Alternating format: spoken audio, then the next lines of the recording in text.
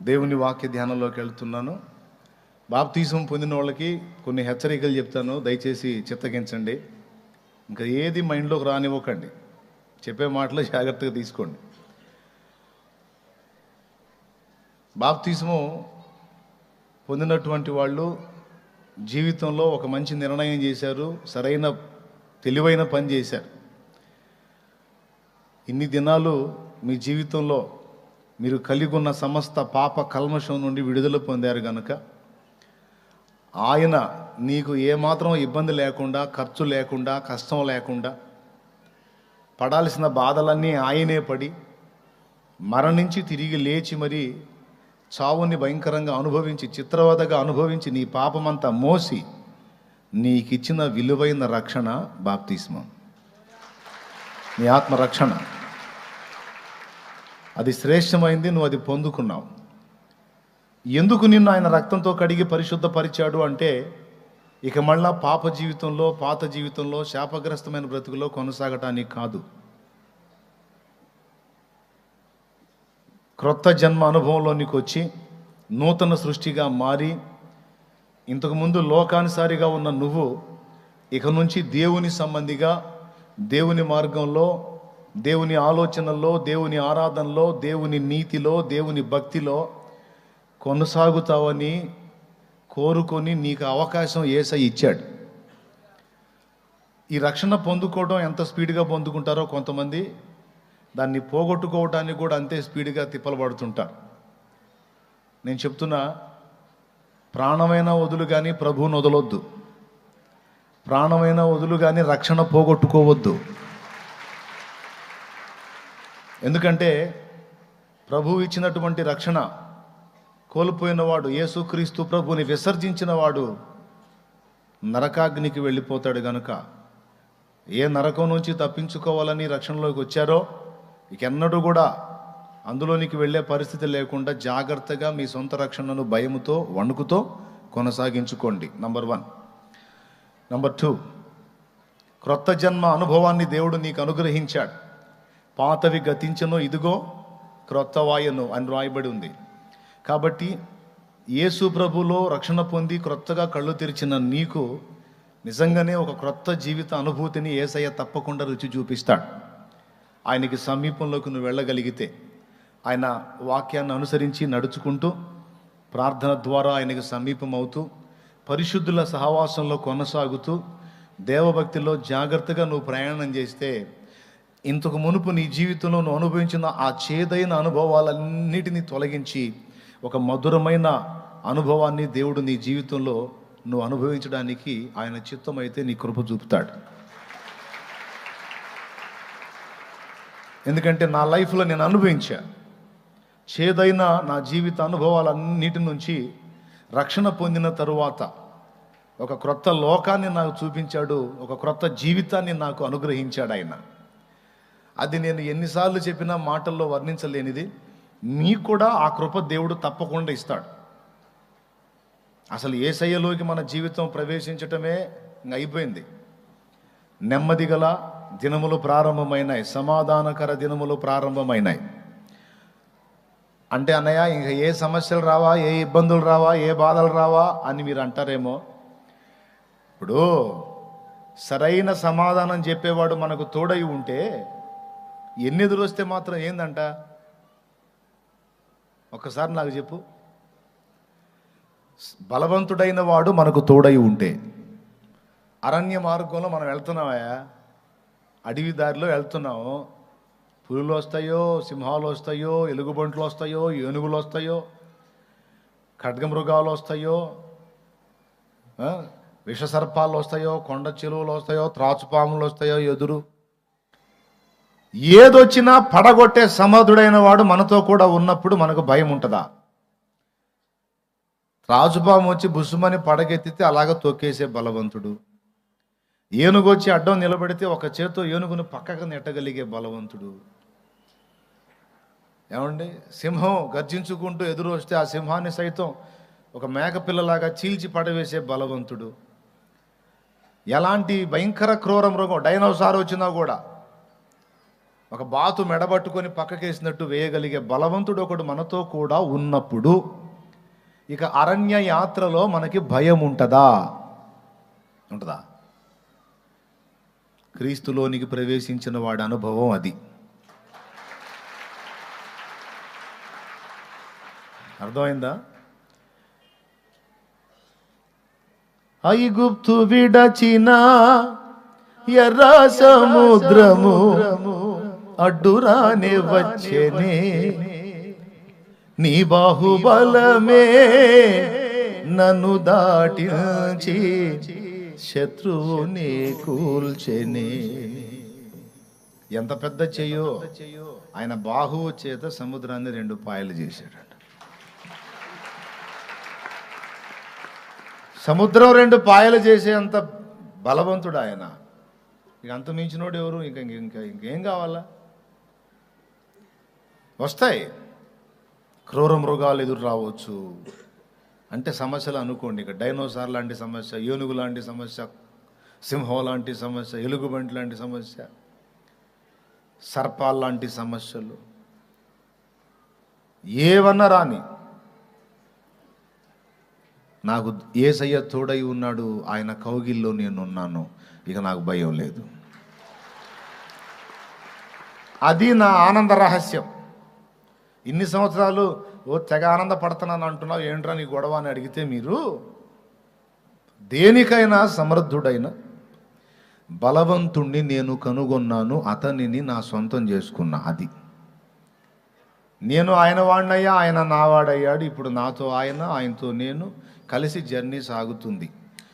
అరణ్య యాత్రలో నా దాగు చోటు నీవే, నా నీటి ఊట నీవే. అరణ్య యాత్రలో నా దాగు చోటు నీవే, నా నీటి ఊట నీవే. అతి కాంక్షణీయుడా ఆనుకొనెదని మీద, అతి కాంక్షణీయుడా ఆనుకొనెదని మీద. నా యేసు రాజా, నా ఆరాధ్య దైవమా, ఆరాధ్య దైవమా, నా స్తోత్ర గీతమా, నా స్తోత్ర గీతమా, ఆరాధ్య దైవమా, నా యేసు రాజా, రాజా, రాజా, రాజా, రాజా, రాజా, యేసు రాజా, రాజా, రాజా, ఆమేన్. యేసు రాజా, రాజా, యేసు రాజా, రాజా, యేసు రాజా, రాజా, రాజా, స్తోత్రం. యేసు రాజా, రాజా, రాజా, యేసు రాజా. దేవునికి మహిమ. ఈ అరణ్య యాత్రలో బలవంతుడైన వాడు మనకు తోడై ఉన్నాడు గనుక భయమునకు తావు లేదు. ఎదురు ఎన్నన్నా రాని, రాకుండా ఉండవు. అది కూడా చెప్తున్నా, నాకు కూడా ఎదురైనాయి. ఇప్పుడు కూడా ఒక ఫైటింగ్లోనే ఉన్నాను నేను. ప్రజెంట్ కూడా ఒక ఫైటింగ్లోనే ఉన్నాను. కూటాలు పెట్టాలని తిప్పలు పడుతున్నాం. నిన్నటి దాకా స్థలం సమస్య. దేవుడి దయ వల్ల మొన్న శుక్రవారం ఒక ప్లేస్ చూసా. చిలకలూరుపేటలో మాత్రం కాదు, చిలకలూరుపేట పట్టణానికి 10 కిలోమీటర్ల దూరంలో ఎడవల్లి గ్రామంలో ఈ హైవే రోడ్డుకి కుడివైపునున్న పొలాలు. దేవుని కృప వల్ల మనల్ని ఆపగలిగే శక్తి ఇప్పుడు దానికే ఉంది. హల్లెలూయా. సో అట్లా ఫిక్స్ అయ్యా. దాదాపు 2 నెలల నుంచి తిరిగి అయిపోయింది నా పని. మొన్న జనవరి 1 రోజే కదా ఇక నేను తిరగనని చెప్పింది. ఇంకా నేను వెతకను, నేను తిరగనని చెప్పేశా కదా. అదే రోజు సాయంత్రం అక్కడ ప్లేస్ అనుకూలంగా ఉందని నాకు కబురు వచ్చింది. విషయం ఏంటంటే ఎడవల్లి గ్రామంలో ఆ ప్లేస్ అంతా కూడా మనకి మీటింగ్స్ కొరకు కేటాయించినటువంటి స్థలం అంతా కూడా దేవుని బిడ్డలదే.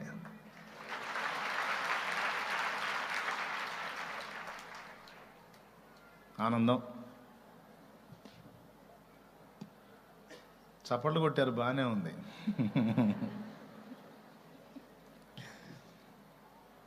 రాత్రి మరొక న్యూస్, మీటింగ్కి పర్మిషన్ లేదని. క్యా కరేంగే. ఎదురు వస్తూ ఉంటాయి, ఎన్నో వస్తూ ఉంటాయి. వచ్చిన దేన్ని లక్ష్య పెట్టాల్సిన అవసరం లేదు. ఎందుకంటే ఆయన ఉన్నాడు కదా, ఆయనే చూసుకుంటాడు. నేను తిరిగి తిరిగి తిరిగి తిరిగి సాలిపోయింది. నా వల్ల కాదు, నువ్వే చూసుకో, కోటం నీది, నాది కాదు, నీ ఇష్టం అని వదిలేశా. చిటికలో అందింది అక్కడ.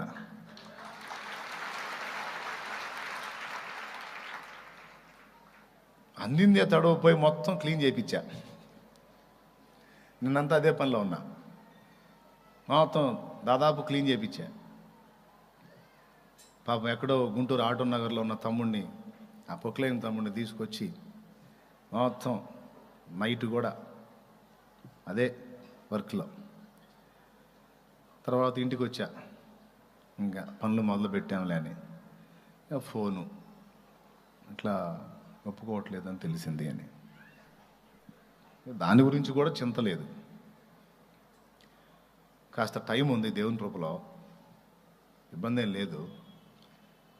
మనకు ముందు మరి కొంతమంది కూటాలు ఏర్పాటు చేసుకున్నారు.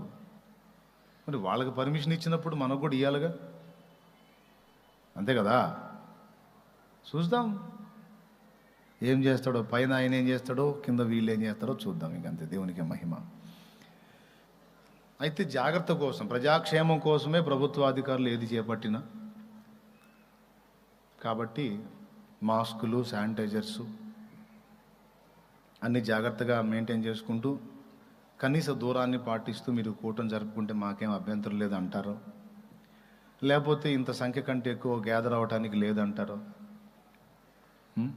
మనం ఉన్న సంగతి చెప్పాం. మరి తక్కువ సంఖ్య చెప్పి తీరా అక్కడికి వెళ్ళిన తర్వాత ఎక్కువ మంది ప్రజలు గ్యాదర్ అయితే, ప్రేయర్ స్టార్ట్ అయిన తర్వాత ఇంత కాంగ్రిగేషన్ అని మాకు చెప్పలేదు, మాకు ప్రాబ్లం అవుతుంది, మీరు బ్రేక్ చేయండి అంటే అవమానం కదా. అందుకని ఉన్నది చెప్పాం, ఇంతమంది గ్యాదర్ అవుతారు అని. ఇంకా దాన్ని బట్టి వాళ్ళు ఆలోచించి, మరి ఏదో వ్యాక్సిన్ వచ్చిందంటే కదా, వచ్చిందా రాలేదా, సరే రాకపోని జాగ్రత్తలు అయితే తీసుకుందాం. అందుకే నేను మీకు మళ్ళీ మళ్ళీ చెబుతున్నాను, మాస్కులు పెట్టుకోండి అంటే, అయ్యా మీరు బైబిళ్ళకి పెట్టి మీరేం మామూలుగా కూర్చుంటున్నారు. కరోనా బైబిల్ కాదు వచ్చేది నీకు, కాబట్టి పెట్టుకో మాస్క్, మర్యాద కాదు. మాస్క్ పెట్టుకోమని నేను చెబుతుంటే మీరు చక్కగా బైబిల్కి తగిలిచ్చి దాన్ని బైబిల్లో పెట్టి, అది కొంచెం మనం జాగ్రత్తలు తీసుకుంటే గడపచ్చు, ఏం పర్వాలేదు. కరోనా భయంకరంగా విజృంభించిన దినాల్లోనే ప్రజల్ని ధైర్యపరచడానికి ఎంతో పోరాడాం. భయపడకండి, ఏం కాదు, ధైర్యపరిచాం. దేవుని దయ వల్ల చాలామంది బ్రతికారు. ఎక్కువ శాతం భయపడి చనిపోయారు ఎక్కువ మంది. మన ద్వారా దేవుడు పోస్టులు పెట్టించాడు. ఆ పోస్టులు విన్నవాళ్ళు చాలా వరకు వాళ్ళ తర్వాత వాళ్ళు సాక్ష్యం చెబుతున్నారు, చాలా కాపాడబడ్డామన్నా, నాకు వచ్చిందన్నా కరోనా వైరస్, నాకు వచ్చిందన్నా దేవుని దయ వల్ల మీ మెసేజ్ విన్న తర్వాత నేను కొంచెం ఆదరణ పొందానన్నా, ధైర్యం పొందానన్నా అని కొంతమంది చెప్పారు. నాకు ఒక భారం పెట్టాడు దేవుడు, కాబట్టి దాని గురించి భయమే లేదులే. కానీ ప్రజాక్షేమాన్ని కోరి, ప్రజాశ్రేయస్సును కోరి ప్రభుత్వ అధికారులు నిర్ణయాలు తీసుకుంటారు కనుక కూటాలంటే చాలా జాగ్రత్తగా జరిగించాలి. ఎక్కువ సంఖ్యలో ప్రజలు గ్యాదర్ అవుతారు. తినే ఆహారం దగ్గర శుభ్రత ఉండాలి, నీళ్ల దగ్గర శుభ్రత ఉండాలి, పరిసరాలు శుభ్రంగా ఉండాలి. మరి 4 రోజులు కూటాలు జరుగుతాయంటే వారి స్నానపానాదులు, ఇతరత్ర కాలకృత్యాల సమస్యలు గట్రా మొత్తం, అవునా, లోడింగ్ అన్లోడింగ్ సమస్యలు, వీటన్నిటికీ కూడా సరైనటువంటి ప్రదేశాలు చూసి అన్ని రకాలుగా రెడీ చేసి సిద్ధపరచాలి. అయితే కష్టమో నిష్ఠూరమో తిప్పలు పడేది ఏర్పాటు చేస్తే కొంతమంది ఆత్మీయంగా బలపడితే కొంతమంది రక్షణలోకి వస్తారు. అది 800 మంది ఆత్మలు 3 రాత్రులు 1 పగలు, మొత్తం 7 కూటాలలో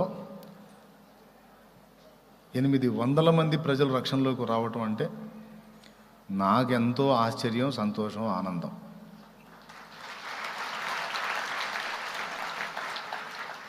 గిలగిల దన్నుకు చెప్పినా కూడా ఒకడు మారడు. నా మాటినరయ్యా, నరకం నుంచి కాపాడబడతావురా, నమ్ముకోరా యేసయ్యని, మారు మనసు పొందురా, వదిలేరా పాడు బ్రతుకు, వదిలేరా పాపాన్ని, మార్చుకోయా అని 100 చెప్పినా మారడం.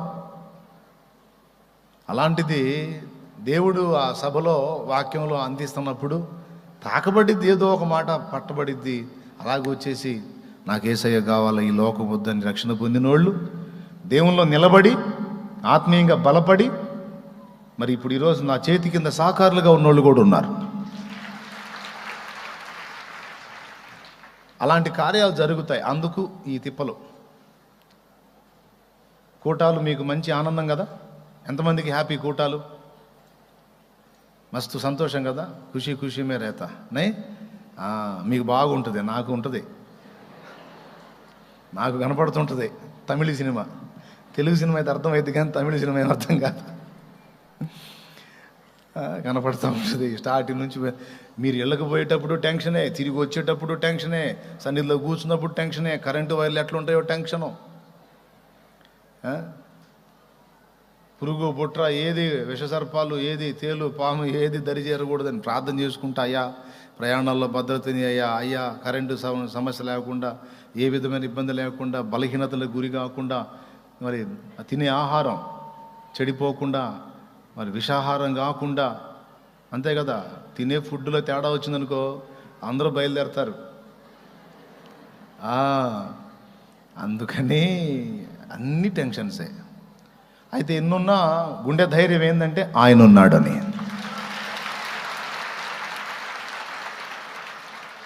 మరి ఆయన చూసుకొని ధైర్యం చేసే ఇన్ని కూటాలు జరిపించింది. ఓ పక్క గుండె కొట్టుకుంటూ ఉంటుంది, లబ్డబ్ లబ్డబ్ అని కొట్టుకుంటూ ఉంటుంది. కానీ మళ్ళీ ఆయన భయపడవాకురా, నేను ఉన్నాలే, అదేలే ప్రభా నువ్వు ఉన్నావు, అదే ధైర్యం ఆయన, ఉన్నావులే ప్రభా, కాకపోతే కొంచెం భయంగా ఉంది, అరే మళ్ళీ నేను ఉన్నానంటే భయం, అదేలే ప్రభా ఉన్నావులే. అట్లా నడుస్తుంది. పైసల సమస్య కాదు, పైసలు దేవుడు చూసుకుంటాడు, అన్నీ చూసుకుంటాడు ఆయన. కాబట్టి మీరు ప్రార్థన చేస్తారని చెప్పా.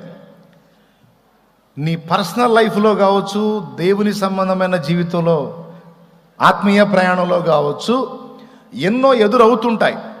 రక్షణ పొందిన తమ్ముడా, చెల్లి, అక్క, అన్న, అయ్యా, ఎన్ని ఎదురైనా ఇది మొదలు నీకు భయం లేదు. ఎందుకంటే నువ్వు ఆయన రెక్కల నీడలో ఉన్నావు. ఆయన రెక్కతో నిన్ను కప్పుకొని ఉంటాడు. ఎందుకని ఇంతకు ముందు లేనిది ఇప్పుడు వచ్చింది అంటే, నువ్వు 2 అడుగులు ముందుకేసి యేసు నాకు కావాలని కోరుకొని మారు మనసు పొంది రక్షణ బాప్తిస్మం పొంది మహోన్నతుని నీకు నివాసముగా చేసుకున్నావు. అది నీకు ప్లస్. సంతకం పెట్టేశావు, ఆయన కూడా స్వీకరించాడు. ఇక నుంచి నీవు ఆయనకు దత్తపుత్రుడవు, కుమారుడవు, కుమార్తెవు, విశ్వాసాన్ని బట్టి, రక్షణను బట్టి. ఇక నీ విషయంలో సీరియస్, ప్రతి విషయాన్ని సీరియస్గానే పట్టించుకుంటాడు ఆయన. నీకు అన్యాయం జరిగినా సీరియస్గానే పట్టించుకుంటాడు. నిన్ను అవమానపరిచినా ఎవడన్నా దాన్ని సీరియస్గానే పట్టించుకుంటాడు. నీకు అక్కర కలిగినా దాన్ని సీరియస్గానే పట్టించుకుంటాడు.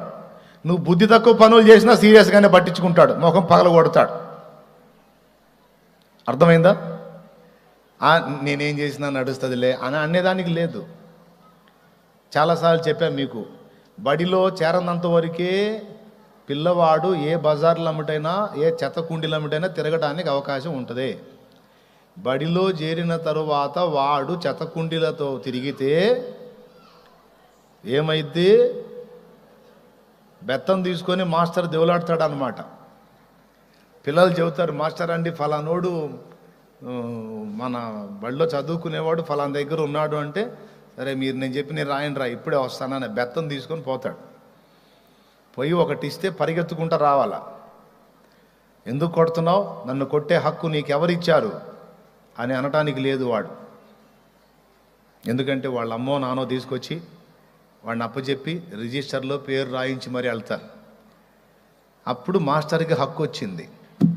ఇప్పుడు పైన మాస్టర్కి మన మీద హక్కు ఎప్పుడు వచ్చిందో తెలుసా? నువ్వు బాప్తీసం పొందినప్పుడు నీ పేరు జీవగ్రంథంలో రాశాడు, రిజిస్టర్లో.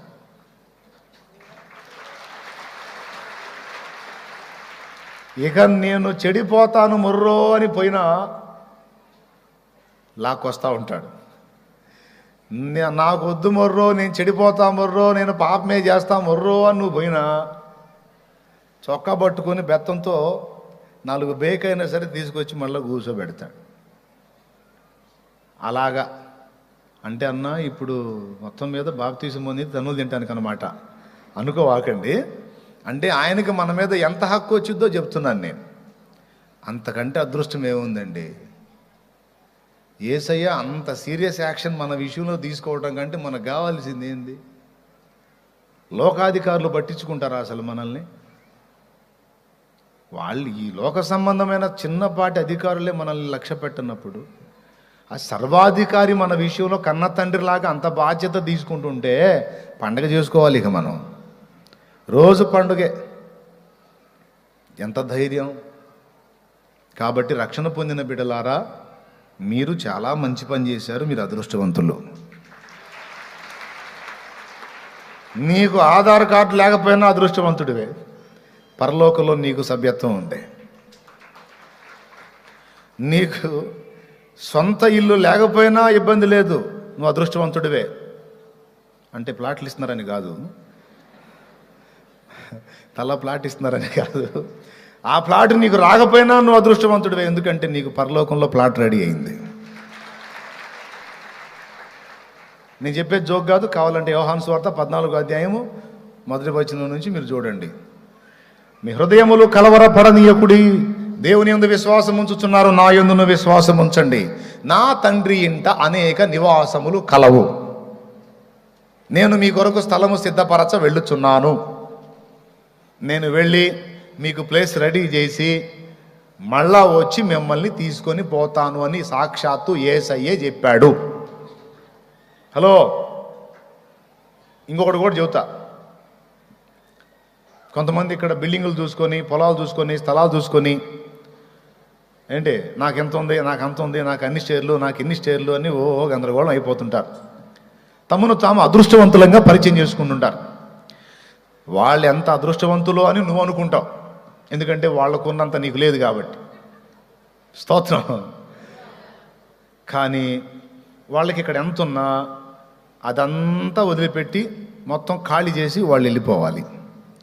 కానీ నీకు దేవుడు సిద్ధపరిచింది ఉందే, ఇక అది ఎప్పటికీ నీ నుండి వేరు కాదు, అది శాశ్వతంగా నీకే అక్కడ. కాబట్టి ఇక్కడ ఏం లేకపోయినా, ఆధార్ కార్డు లేకపోయినా అక్కడ నీకు సభ్యత్వం ఉంది. నువ్వు పరలోక పౌరత్వాన్ని పొందినోడివి. ఓకేనా? ఇక్కడ నీకు పక్కా గృహం లేకపోయినా శాశ్వత అక్షయ గృహం నీకు అక్కడ ఏర్పాటు చేశాడు దేవుడు. 2, 3, ఈ లోకంలో మనుషులు ఎవడు నిన్ను గురించి గుర్తించకపోయినా, మరి కొంతమంది అయితే నా దగ్గరకు వచ్చి అంటారు, అసలు సొంత వాళ్ళే నన్ను అర్థం చేసుకోవట్లేదన్నా, సొంత వాళ్ళే నన్ను పట్టించుకోవట్లేదన్నా అంటుంటారు. సొంత వాళ్ళు లేదు, బయట వాళ్ళు లేదు, ఈ లోకంలో ఎవడు పట్టించుకోకుండా అందరూ కలిసి నిన్ను అనాథలాగా నిలబెట్టిన నీ గురించి ప్రత్యేకంగా మాట్లాడుకునే ఒక సమూహమే ఉంది. నిన్ను గుర్తించేటువంటి ఒక సమూహం ఉంది, ఒక వ్యక్తి కాదు, ఒక సమూహమే ఉంది. అది నీ కొరకు అక్కడ ఉంది. ఆ సమూహం అంతా ఒక పక్కన పెడితే కోట్ల సమూహాలు యేసయ్యతో సాటి వస్తాయా? ఆ యేసయ్య నిన్ను గుర్తించాడు, ఆయన మనసులో నీకు చోటుంది. నువ్వు యేసయ్య బంగారానివి. నువ్వు హలో, మునగ చెట్టు కాదు, నిజం చెబుతున్నాను నేను. మునగ చెట్టు ఎక్కిస్తున్నాను అనుకునేరు. యేసయ్య బంగారానివి నువ్వు. మనం చిన్నపిల్లల్ని నా బంగారం, నా బుజ్జి, నా బంగారు కొండ అంటామే, అట్లా ఫీల్ అవుతాడు మనల్ని యేసయ్య.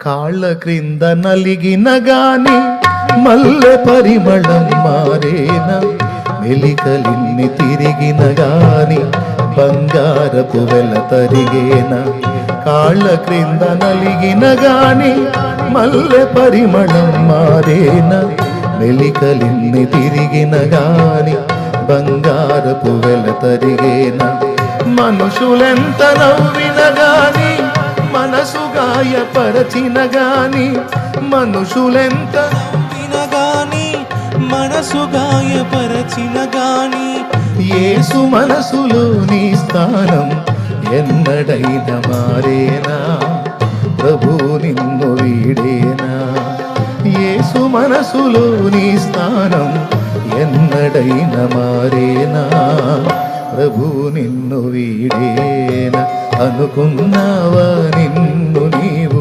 దీనునిగా, చేశాడయ్యా యేసు నిన్ను ఉన్నత పాత్రగా, అయి ఉన్నావా ఆత్మ విషయమై దీనునిగా, అందుకోసమే నచ్చావయ్యా యేసుకు అంతగా. బంగారం ఎన్ని వంకర్లు పోతే బంగారం బంగారమే. నువ్వు తెచ్చిన బంగారు వస్తువు వంకర్లు పోయి ఉన్నది, దీని వెల తగ్గించేదను అని ఏ బంగారపు కొట్టువాడైనా అంటాడా? అసలు పొరపాటున ఆ ప్రస్తావన వచ్చిద్దా? వంకర్లేంది సార్, అవసరమైతే మొత్తం నలగొట్టి తెస్తాను, తీసుకోవా ఏంటి? చూడండి, అది ఎన్ని వంకర్లు పోయినా, ఎన్ని మెలికలు తిరిగినా, ఎంత నలిగినా కాటా పెడతాడు, పైసలు ఇస్తాడు అంతే. అదేంది, అదేం వస్తువులాగా లేదు కదా, అదేదో అదో రకంగా ఉంది కదండి. ఎట్లున్నా అది బంగారం. అలా చేశాడు యేసయ్య నిన్ను. నేను చెప్పేది కహాని కాదు, నిజం. యేసయ్య నిన్ను అలా చేశాడు. కాబట్టి నీ గురించి ఆయన ఆలోచిస్తాడు. ఏడిచారు, ఒకడు ఆలోచిస్తే ఎంత, ఆలోచించకపోతే ఎంత, ఒకడు పట్టించుకుంటే ఎంత, పట్టించుకోకపోతే ఎంత. ఏం సోదరా? మరి అసలోడి కంట్లో ఉన్నాం మనం. ఉండాల్సిన వాని మనస్సులో ఉంది మనకు స్థానం. కాబట్టి ఇక్కడ మనుషులు ఎవడు గుర్తించలేదని ఫీల్ అవ్వద్దు, నిన్ను ఆయన గుర్తించాడు. ఇక్కడ నాకు బంగారం లేదు, వెండి లేదు, ఇత్తడి లేదు అని నువ్వేం ఏడవద్దమ్మా. ఇక్కడ మనుషులు ముక్కులు మూతులు నెత్తుల మీద పెట్టేటువంటి ఈ బంగారం అంతా రేపు యేసయ్య నీ కాళ్ళ కింద పెడతాడు. ఇప్పుడు మనోళ్ళు పెట్టుకునే గోల్డ్ అంతా పరలోకం డాంబరు. కాబట్టి ఏం ఫీల్ అవ్వద్దు నీకు గోల్డ్ లేదని. అసలు ఏం గోల్డ్ ఈ గోల్డ్? ఇదంతా మన కాళ్ళ కింద ఉండబోతున్న సరుకు. ఇంతకంటే మేలిమి, ఇంతకంటే అద్భుతమైన గోల్డ్ మన కాళ్ళ కింద. అన్న గోల్డ్ అంటే మరి ఫినిషింగ్ ఉంటుందేమో, రోడ్డు జారి పడతామేమో డౌట్. ఇట్లాంటి డౌట్లు ఏం తెచ్చుకోవాకండి, జారి పడకుండా ఉంటుంది అక్కడ ఏర్పాటు. అంటే గోల్డ్ బాగా ఫినిషింగ్ ఉంటుంది కదన్న, దాని మీద ఏదన్నా జారి పడతామేమో అని. అట్లే ఉండదు. అసలు ఆ ప్రపంచమే వేరండి, ఆ ప్రపంచమే వేరు. అదే వాస్తవ ప్రపంచం, అదే నిజమైన ప్రపంచం, అదే శాశ్వతమైన ప్రపంచం, అదే మనకి పర్మనెంట్ ప్లేస్. మన కళ్ళకి కనపడుతున్న ఇదే గ్యాంబ్లింగ్. మన కళ్ళకి కనపడుతున్న ఈ ప్రపంచమే బుస్సు. అర్థమైందా? ఏరి రాజులేరి, అధికారులేరి, మంత్రులేరి, ముఖ్యమంత్రులేరి, నటులేరి, రాజ్యాలు ఏలిన రాజులేరి, చక్రవర్తులేరి, ప్రపంచ నియంతలేరి ఆవిరిలాగా మాయమైపోతున్నారే. ఎంతవరకు నాది, ఎంతవరకు నాది, ఎంతవరకు నాది యుద్ధాలు చేసుకొని మరి చచ్చారు దేశాల కోసం, రాజ్యాల కోసం. ఏరి ఒక సినిమా కవి ఒక అద్భుతమైన పాట రాశాడు. సినిమా కవి రాసినోడు ఎవరైతేనేమి, పాట ఎందులోదో నాకు అవగాహన లేదులే కానీ పదాలు సూపర్. రాజ్యాలను ఏలినారు వేల వేల రాజులు, ఎంతమంది నిలిపారు కులసతులకు గాజులు. భలే పదం కదా.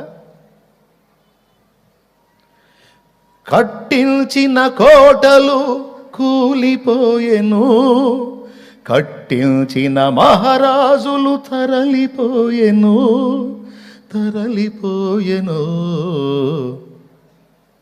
తర్వాత నేను పాడిన పల్లవి జస్ట్ చరణంలో నాకు నచ్చిన పదం పాడా. రాజ్యాలను ఏలినారు వేల వేల రాజులు, ఎంతమంది నిలిపారు కులసతులకు గాజులు. అంటే అర్థం ఏంటంటే, ఎంత గొప్ప మహారాజైనా సరే ఒకరోజు చావక తప్పలేదు, ఆయన భార్య గాజులు పగలక తప్పలేదు, పుస్తుల తాడు తెగక తప్పలేదు. ఏముందిరయ్యా, ఊపిరి జొరబడితే పుట్టాడంటారు, ఊపిరి నిలబడితే పోయాడంటారు. గాలివాటు బ్రతుకులు ఒట్టి నీటి బుడగలు, నిజమిల్తే తెలుసుకో. ఓ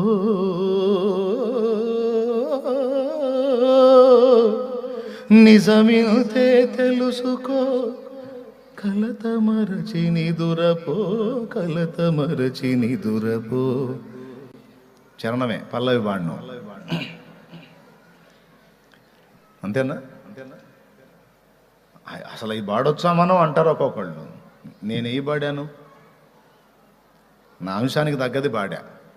ఏ పాట పాడినా చెబితే గ్రేటే. దేవునికి స్తోత్రం. నాకు తెలిసి అంత నైపుణ్యం ఇక్కడ ఉన్నవాళ్ళు ఎవరికి లేదని నా నమ్మకం. ఇదే మన క్రైస్తవ పరిభాషలో భక్తులు రాశారు. బంగారు ఊయల ఊగిన నీవు, భుజములపై నిన్ను మోయక తప్పదురా.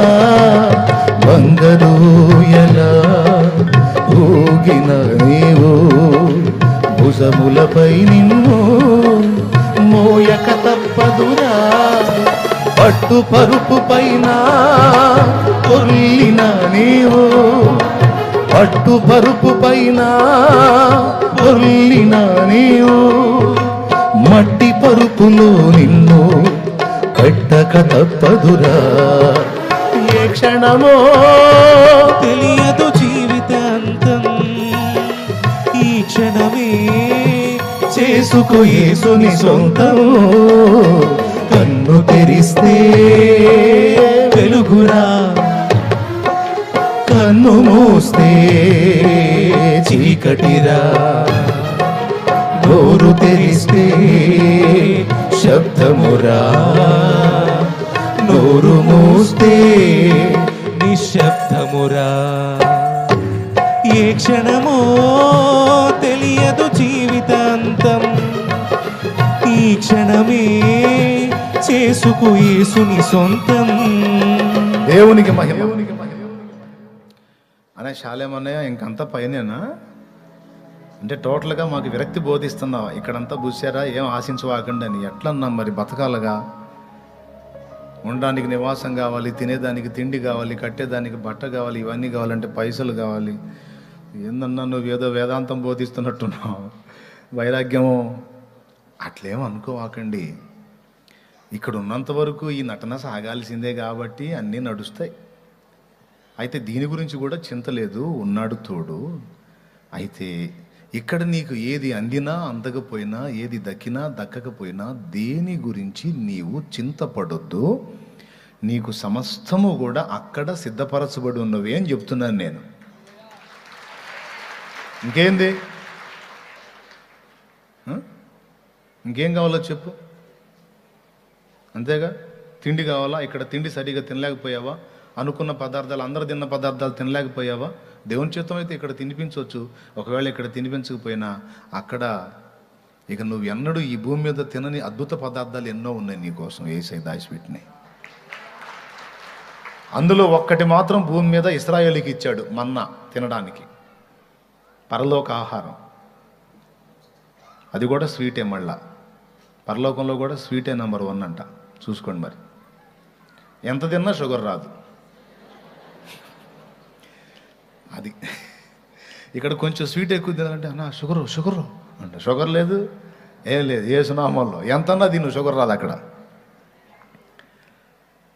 నువ్వు తినే పదార్థం ఆశించి అందలేదని బాధపడ్డావా? నీకు తినిపిస్తాడు ఆయన. నాకు సరైన బట్ట తొడగలేదన్నా నేను అని బాధపడుతున్నావా? మహిమ వస్త్రములు ఇవ్వబడతాయి నీకు. నువ్వు ఏది మిస్ అయ్యానని ఫీల్ అవుతున్నావో అది నీకు అక్కడ అందేటట్టు దేవుడు చేస్తాడు. అంత బలవంతుడు, అంత శక్తివంతుడు, అంత అద్భుతమైన ప్రపంచాన్ని నీ కోసం ఏర్పరిచాడు. అబద్ధాలు చెప్పేవాడు కాదు యేసయ్య. అందుకే మీరు తిరిగి జన్మించారు కనుక మీ దృష్టి అంతా పైనే ఉంచండి. అంటే రోడ్డు మీద పోయేటప్పుడు కాదు, హైవే రోడ్డు మీద పోయేటప్పుడు షాలేమన్నా దృష్టి అంతా పైనే ఉంచమన్నాడని పైకి చూసుకుంటా పోతే ఇంక డైరెక్ట్గా వెళ్ళాల్సి వచ్చింది ఆన్ ది స్పాట్. కాబట్టి జస్ట్ మీ మనస్సులో పరలోకమేనా అంతఃపురం, చేరాలనేనా తాపత్రయం, పరలోకమేనా అంతఃపురం, చేరాలనేనా తాపత్రయం.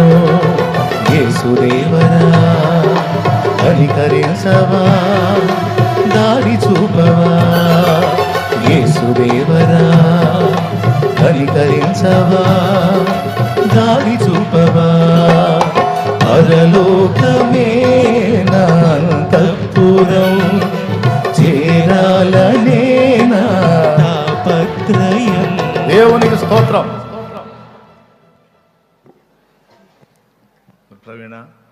ప్రవీణ ఆ మాస్క్ పెట్టుకున్న వాళ్ళు ఒకళ్ళన్నా చూపించరా, అందులో దగ్గరగా జూమ్ చేసి అన్న చూపించరా. ఈ దుర్మార్గుడు అసలు మాస్కులు లేకుండా కూటం పెడతాడు, నన్ను తిట్టుకుంటారా. మాస్క్ ఉన్న మోకాలు 2-3 మోకాలు చూపించరా. పాపం ప్రభుత్వం వాళ్ళు నన్ను అపార్థం చేసుకోకుండా ఉంటారు.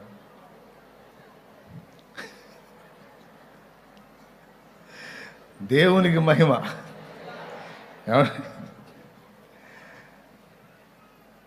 మరీ నన్ను మీరు అప్పచెప్పేటట్టున్నారు. ఎన్నిసార్లు చెప్పినా మాస్క్ పెట్టుకోరు. ఎంత బాధపడతారండి. ప్రజాక్షేమం అంటాడు వీడు, అసలు ప్రజల క్షేమాన్ని పట్టించుకోడు. ఏం లేదు, ఎవరికన్నా ఒకళ్ళు గుంటే అందరికీ వచ్చింది కదా, ఏమిటి వీడి పనులు అనుకోరు. ఇప్పుడు చూడు ఎంత పద్ధతిగా పెట్టుకున్నారు, ఒకళ్ళ ముఖాలు కూడా అర్థం కాకుండా. ప్రియులారా, అంత శ్రేష్టమైన ప్రపంచం అక్షరాల యేసయ్య మన కోసం దాచిపెట్టాడు. ఉంది, నిజంగా ఉంది. అదే నిజం. ఇక్కడ మనం అనుభవిస్తున్న ఇదే అబద్ధం. ఒకనాడు పంచభూతములు మహావేంద్రంతో లయమైపోతాయి అన్నాడు. మనం చూస్తున్నటువంటి ఈ భూమి, మనం అనుభవిస్తున్న ఈ ప్రకృతి మొత్తం లయమైపోయి క్రొత్త భూమి, క్రొత్త ఆకాశం మళ్ళా స్టార్ట్ అవుతుంది. అందులో మళ్ళా కొత్త ప్రపంచం ప్రారంభమవుతుంది. ఆ ప్రపంచంలో ఉన్న వాళ్ళకి, ఆ క్రొత్త ప్రపంచంలో వచ్చేటువంటి ఆ ప్రత్యేకమైన పౌరులందరికీ కూడా యేసయ్య రారాజు అయితే మనము ఆయన పట్టమహిషి రాణి. అది ఒక్క క్రొత్త భూమి, క్రొత్త ఆకాశానికే కాదు, సకల విశ్వం అంతటికి కూడా యేసయ్య రారాజు, ఆయన వధువుగా మనమే ఆయన పక్కన రేపు సింహాసనం ఎక్కబోతున్నాం. ఇప్పుడు కొట్టరు మీరు.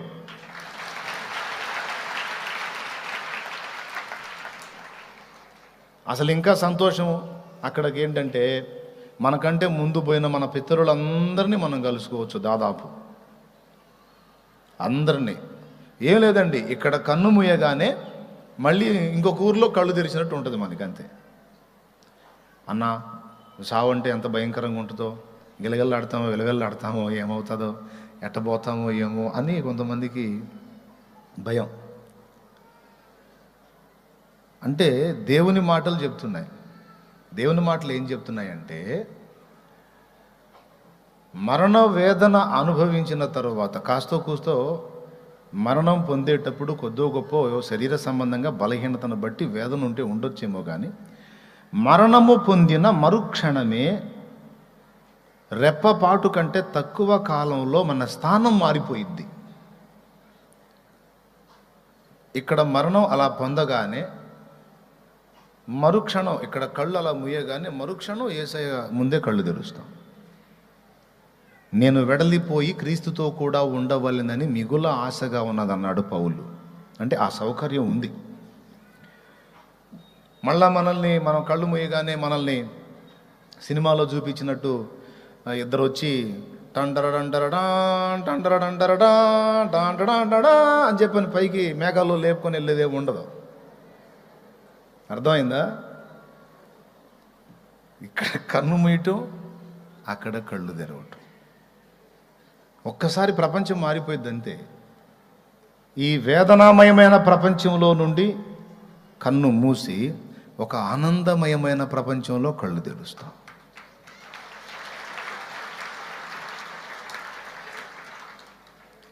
అబ్బా ఈడు వెళ్ళి చూసి వచ్చినాడు చెబుతున్నాడయ్యా అనుకోవాకండి.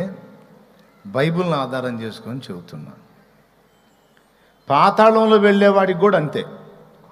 ధనవంతుడు చనిపోయెను, పాతి పెట్టబడెను, అప్పుడతడు పాతాళములో యాతన పడుచు అన్నాడు. ఇక వారాలు లేదు, నెలలు లేదు, రోజులు లేదు, గంటలు లేదు, సెకండ్స్ కూడా ఉండదు, అంత స్పీడ్. లాజరు చనిపోయి పాతి పెట్టబడెను, లేదా లాజరు చనిపోయెను, దేవదూతుల చేత అబ్రహాము రొమ్మున ఆనుకొన కొనిపోబడెను. మరణ ఘడి ఆసన్నం అవగానే దూతలు వచ్చేస్తారు. హలో, బాప్తీసం పొందిన వాళ్ళకి లక్కీ ఛాన్స్. నీవు కన్ను ముయ్యాలన్నా కూడా అది సీరియస్ మ్యాటరే. యెహోవా భక్తుల మరణము ఆయన దృష్టికి విలువగలది అన్నాడు. ఏందనుకున్నా? ఇక నీ ప్రతి అడుగు సీరియసే. ఎందుకంటే రాజుగారు అబ్బాయివి అమ్మాయి అయిపోయావు కదా. అట్టనే ఉంది ఇప్పుడు అని వెటకారాలు చేయవాకండి. నేను చెప్పేది నిజం. నువ్వు రాజకుమార్తెవి, రాజకుమారుడివి. మరి రాజుగారు అబ్బాయి మరి అభ్యాసం ముగించుకొని అంతఃపురానికి చేరేటప్పుడు ఒట్టిగా ఒకడే పోతాడా? దిక్కులేని వాడను నేను అనుకుంటా పోతాడా ఒకడే? ఈ తండ్రి అయిన రాజు చెప్తాడు, మా అబ్బాయికి అభ్యాసం పూర్తయింది, ఇక వాడు అంతఃపురానికి వస్తున్నాడు అని చెబితే చాలు, వెళ్ళిపోయి దూతలు రాజభటులు రెడీగా ఉంటారు. యువరాజా వారు రథం ఎక్కండి, ఆసీనులు కండి, మీకోసమే వచ్చామని అభ్యాసం పూర్తి చేసుకొని అంతఃపురానికి తిరిగి వెళుతున్నటువంటి యువరాజా వారిని స్వాగతింపజేయడానికి పూల రథం వస్తుంది. అప్పటిదాకా కాళ్ళకి చెప్పులు కూడా లేకుండా అడవిలో తిరిగాడు. ఎందుకు? అభ్యాసం పూర్తయిన తర్వాత పూల రథం వస్తుంది. ఆ రథం మీద యువరాజా వారిని ఎక్కించుకుంటారు. అప్పటిదాకా అతడు కట్టిన బట్టలు మార్చేసి రాజవస్త్రాలు తొడిగిస్తారు. అప్పటిదాకా అతన్ని పట్టించుకోని వాళ్ళు ఒకేసారి వచ్చేసి అతనికి అన్ని విధాల సపరిచర్యలు మొదలు పెడతారు. రథం ఎక్కించి ఇక ముందు పూలు జల్లుకుంటూ రథం ముందు. అన్న మనకు కూడా అట్టు ఉంటుందా? నా మాట డౌట్ ఉంటే పోయి చూడు నువ్వు. దేవునికి స్తోత్రం, హల్లెలూయా. ఇప్పుడు పోను వద్దు, చూడను వద్దు, నమ్ము చాలు. లేదు డౌట్ ఉంది అంటే నువ్వు వెళితే నీకు అర్థమైద్ది. అయితే వెళ్ళావంటే మళ్ళీ వచ్చి నాకు నిజమేనని చెప్పడానికి అవకాశం ఉండదు. ఇక మళ్ళీ నేను వచ్చినాక చెబుతావు, చాలేమన్నా నిజమేనన్నా, నువ్వు చెప్పేదాన్ని నేను అక్కడ కలిసినాక చెబుతావు. కాబట్టి నమ్ము, డౌట్ పెట్టుకోవాకు. వాక్యం నిరర్ధకం కానేరదు కదా.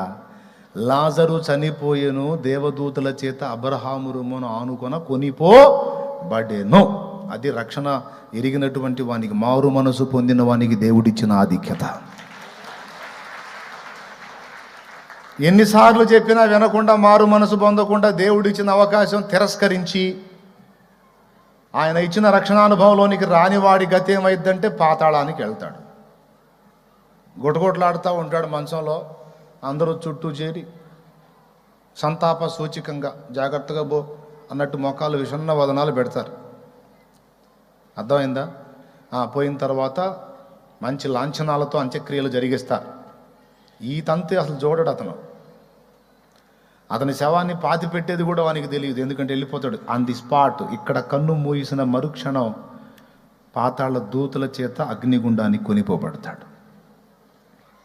ఎంత డేంజర్ అనుకున్నాం. అందుకు మొత్తుకొని చెబుతుంది.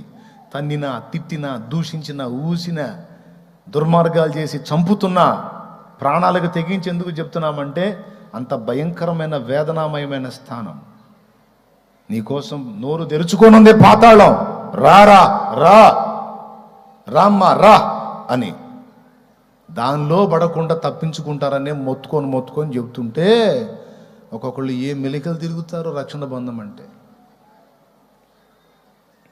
ఇప్పుడే ఇక్కడ ఇక్కడ ఇక్కడ వయ్యారాలు పోతారు, ఇక్కడ మెలికలు తిరుగుతారు. రేపు పాతాళానికి అగ్నికి పోయి ఇలా ఉంటుంది అనుకోలేదు, అంటానికి లేదు.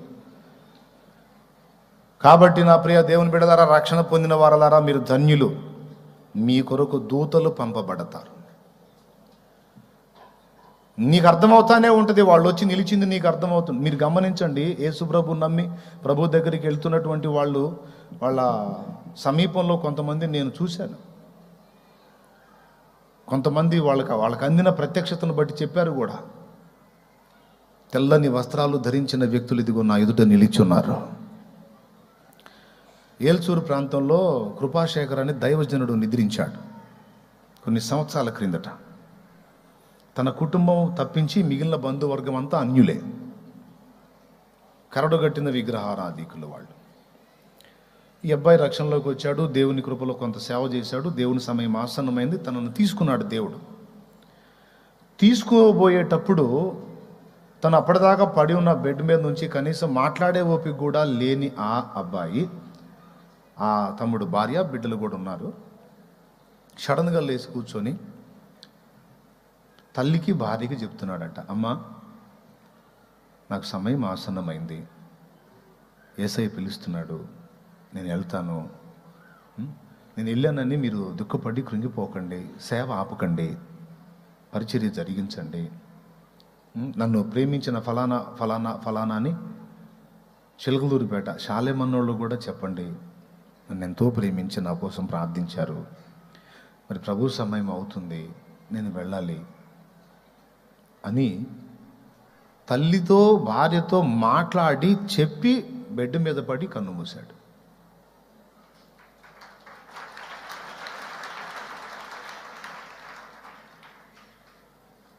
ఆ కొడుకు మీద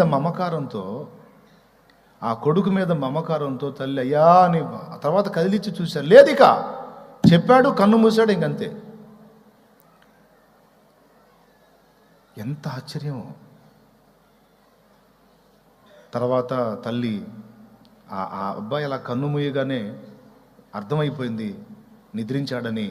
పట్టుకొని అలాగా బోర్నయ్యా అని పెద్ద కేక వేసి అక్కడే కూలబడితే అప్పుడు ఆమెకు ఒక దర్శనం కనపడుతుంది. ఆ దర్శనంలో ఇప్పుడు ఆయన నా వయసు కూడా అనుకో, ఆ వయసులో తను ఒక 5'8" అట్లా ఉంటాడు హైటు. ఆ తల్లికి తన కొడుకు ఎంతో తెలుసు కదా. ఆ కొడుకు మధ్యలో ఉంటే ఈ పక్క ఒక వ్యక్తి, ఆ పక్క ఒక వ్యక్తి, చాలా ఎత్తరులు, చాలా హెవీ పర్సనాలిటీస్. వాళ్ళిద్దరు మనుషుల మధ్యలో ఇతను, ఈమె కొడుకు ఒక చిన్న బాబులా కనపడుతున్నాడట ఆమెకి. అంటే తన ఆ ఏజే, పెద్దోడే, కానీ వాళ్ళ పర్సనాలిటీలతో ఈ అబ్బాయిని పోలిస్తే, ఈమె కొడుకును పోలిస్తే ఒక పిల్లవాడి ఇప్పుడు పొడుగైన ఇద్దరు వ్యక్తుల మధ్యలో బుడ్డోడు ఎంత పరిమాణంలో ఉంటాడు అలా ఉన్నాడట. వాళ్ళిద్దరూ అతని చేతులు పట్టుకొని అలా ముందుకు లాగితే వాళ్ళిద్దరి మధ్యలో నుంచి వెనక్కి కూడా తిరగకుండా పరిగెత్తుతున్నాడట.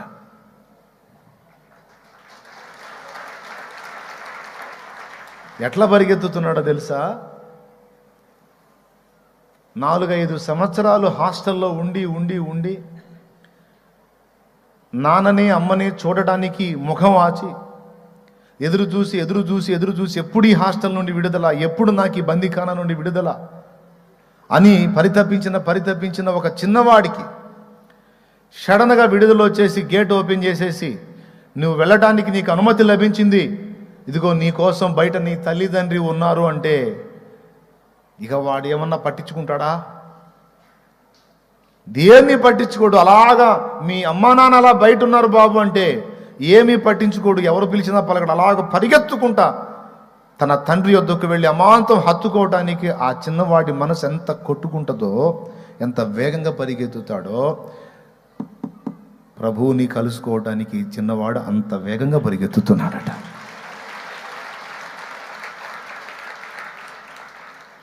ఆమె చెప్పింది నాకు.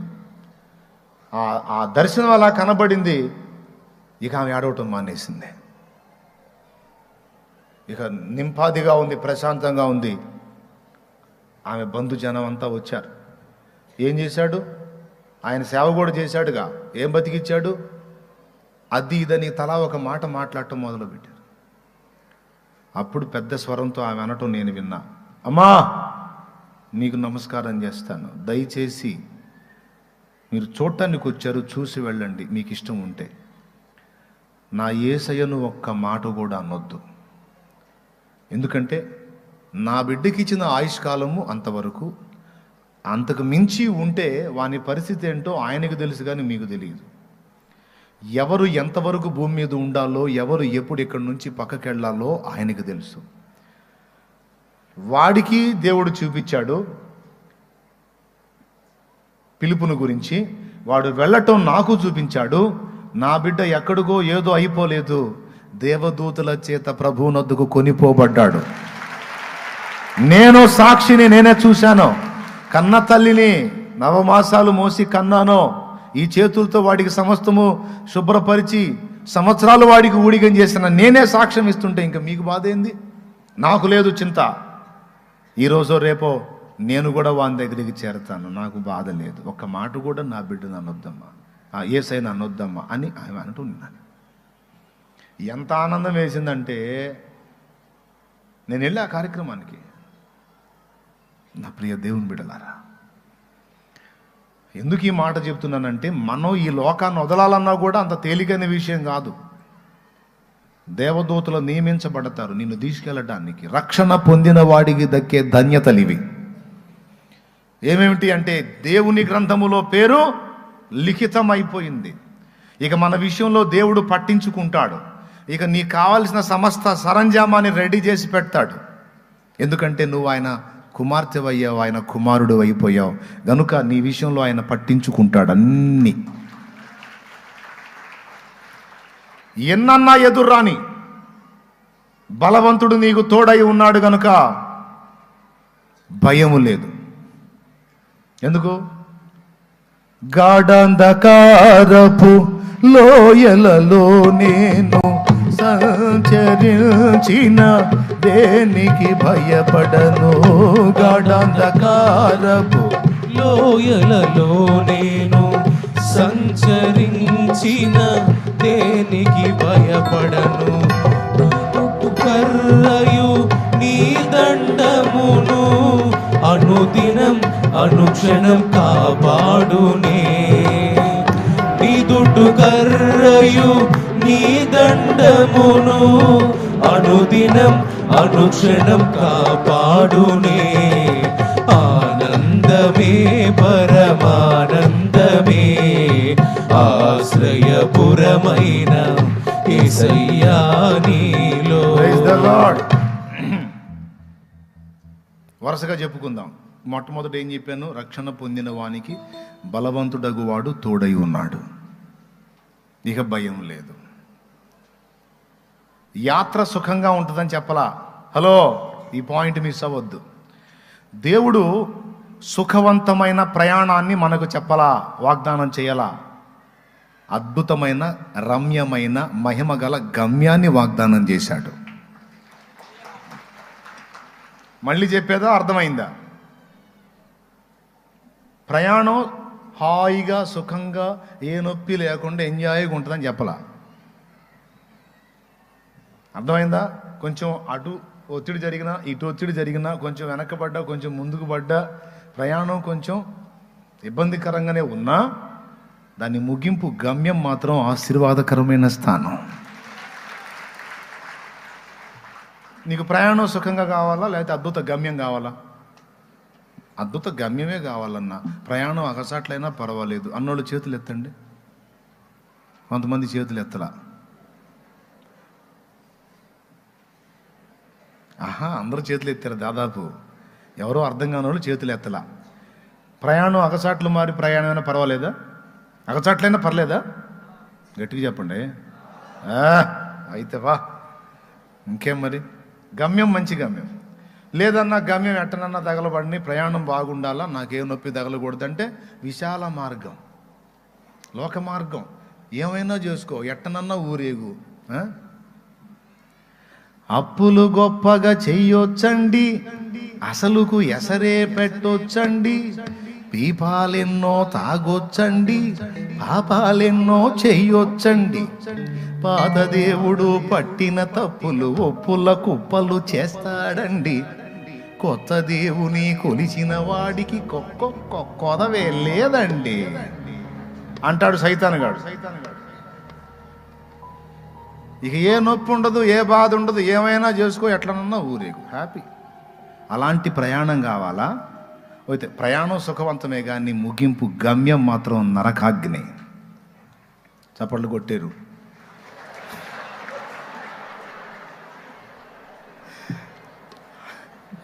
కొట్టనే కొట్టారుగా,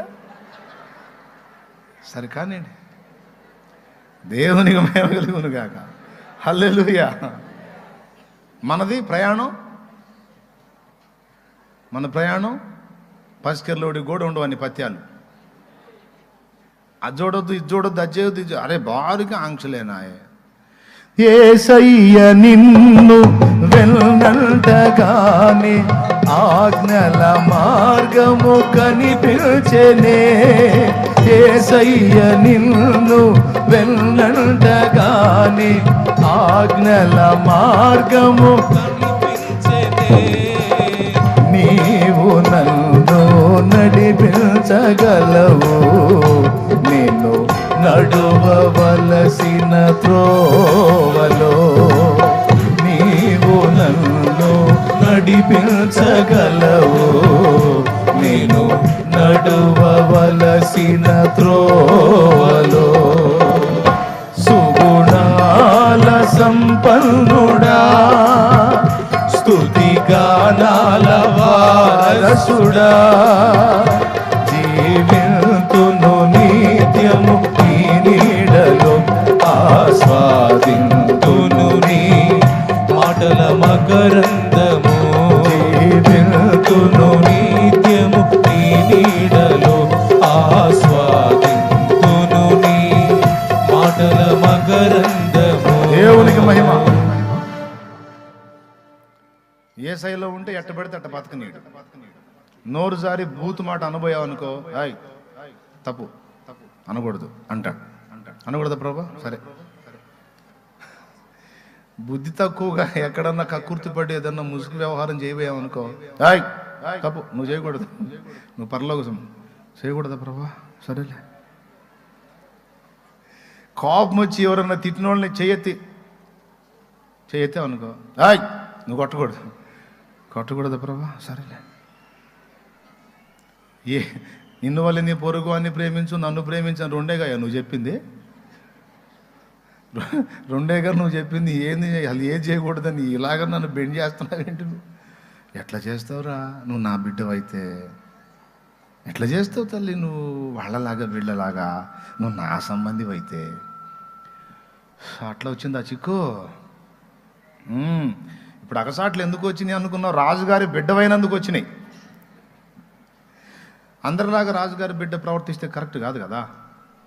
ఇప్పుడు నా పిల్లలు ఉన్నారు, ఒక్కోసారి వాళ్ళు నాకెళ్ళి ఇబ్బందిగా చూసేవాళ్ళు. ఇప్పుడు కొంచెం ఎదిగారులే, అర్థం చేసుకున్నారు. ఆ స్టార్టింగ్లో వాళ్ళు ఏది చేయకపోయినా, రే మీరు ఎవరో తెలుసా?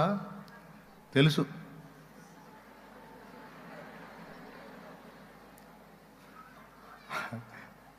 నువ్వు ఆ రాజు బిడ్డవైతే మేము ఈ రాజు బిడ్డం. నువ్వు పరమశాలేం రాజు కొడుకు అయితే మేము ఈ శాలేం రాజు కొడుకులు. ఏం చేస్తాం కానీ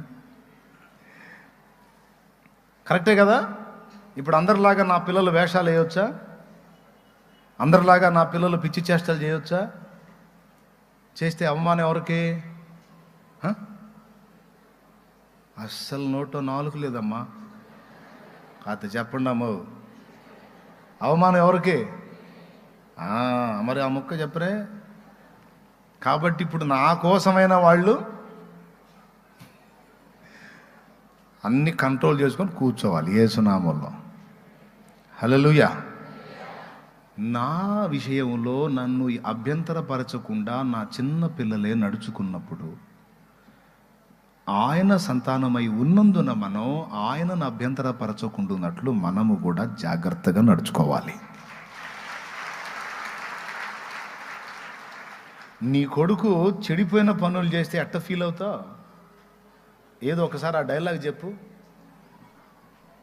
నా కడుపున ఏదేది, ఆహా, వాడికే అన్నమాట. నా కడుపున చెడబుట్టావు కదురా, నా పరువు తీసి బజార్ నేస్తున్నావు వెధవా అంటావా అనవా? ఏం పర్లేదులేయ్యా, ఏం కాదులే చేసుకోరా, నువ్వంటే నాకు ఎంత ఇష్టం అంటావా? తిట్టవా? నువ్వు తేడా అయి ఉండి కూడా నీ కొడుకు బాగుండాలనుకుంటావు. మళ్ళీ నీ దగ్గర తేడాలు పెట్టుకొని వాడేదన్నా తప్పు చేస్తే ఏయ్ ఏంటి నువ్వు అంటావు. అలాంటిది ఏ తప్పు లేనోడు ఇక మన విషయంలో ఎంత పట్టింపు కలిగి ఉంటాడో చూడండి, ఎంత ఫీల్ అవుతాడో. యేసయ్యను అలా నొప్పించకూడదు, అందుకు మనం కంట్రోల్ చేసుకోవాలి, అంతే. ఫీల్ అవుతాడు. ఇప్పుడు నా పిల్లలు ఎట్లా పడితే అట్లా బ్రతుకుతారు వదిలేస్తే. నేను వాళ్ళని కొట్టలేదు, తిట్టలేదు, సంపుతాన్ని బెదిరించలేదు. జాగ్రత్త, మీ ఇష్టం. మీరు ఏదన్నా తేడా చేశారంటే నాకు వస్తుంది అవమానం. ఇక నేను ఆ బలిపీఠం మీద కనపడాది కాదు, మీ ఇష్టం. పిల్లలకే చెప్పుకొని చేతగా లేదు, వీడొక సేవకుడు, వీడొక బోధకుడు, ఇక మాకు చెబుతున్నాడు పెద్ద పండితుడిలాగా అంటారు. కనుక మరి నేను నా తల దించుకునేటట్టు చేస్తారో తల ఎత్తేటట్టు చేస్తారో మీ నిర్ణయం, మీ ఇష్టంరా. కొంతమంది మిమ్మల్ని శోధించే వాళ్ళు ఉంటారు. కనుక ఎక్కడ ఏ విధంగా కూడా శోధనకు ఎడమీయక, నేను కనిపించే సేవకుడిని అయితే మీరు మరుగై ఉన్న సేవకులుగా గుర్తుపెట్టుకొని జాగ్రత్త పడండి అని. నేను మిస్ అయితే మిమ్మల్ని శోధిస్తాడు కనుక శత్రువు జాగ్రత్త. నేను తేడా పడకూడదు, మీరు తేడా పడకూడదు అని చెప్తే దేవుని కృపలో ఇంతవరకు చిన్నగా జాగ్రత్తగా అట్టట్టు వచ్చారు. అవునా?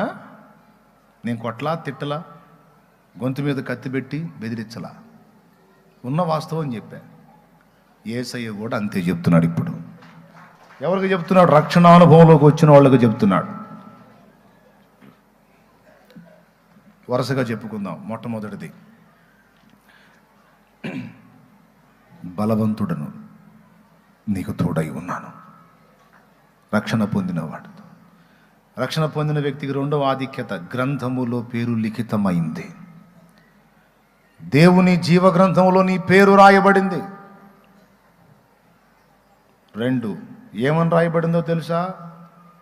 దేవుని కుమారుడు, దేవుని కుమార్తె అని.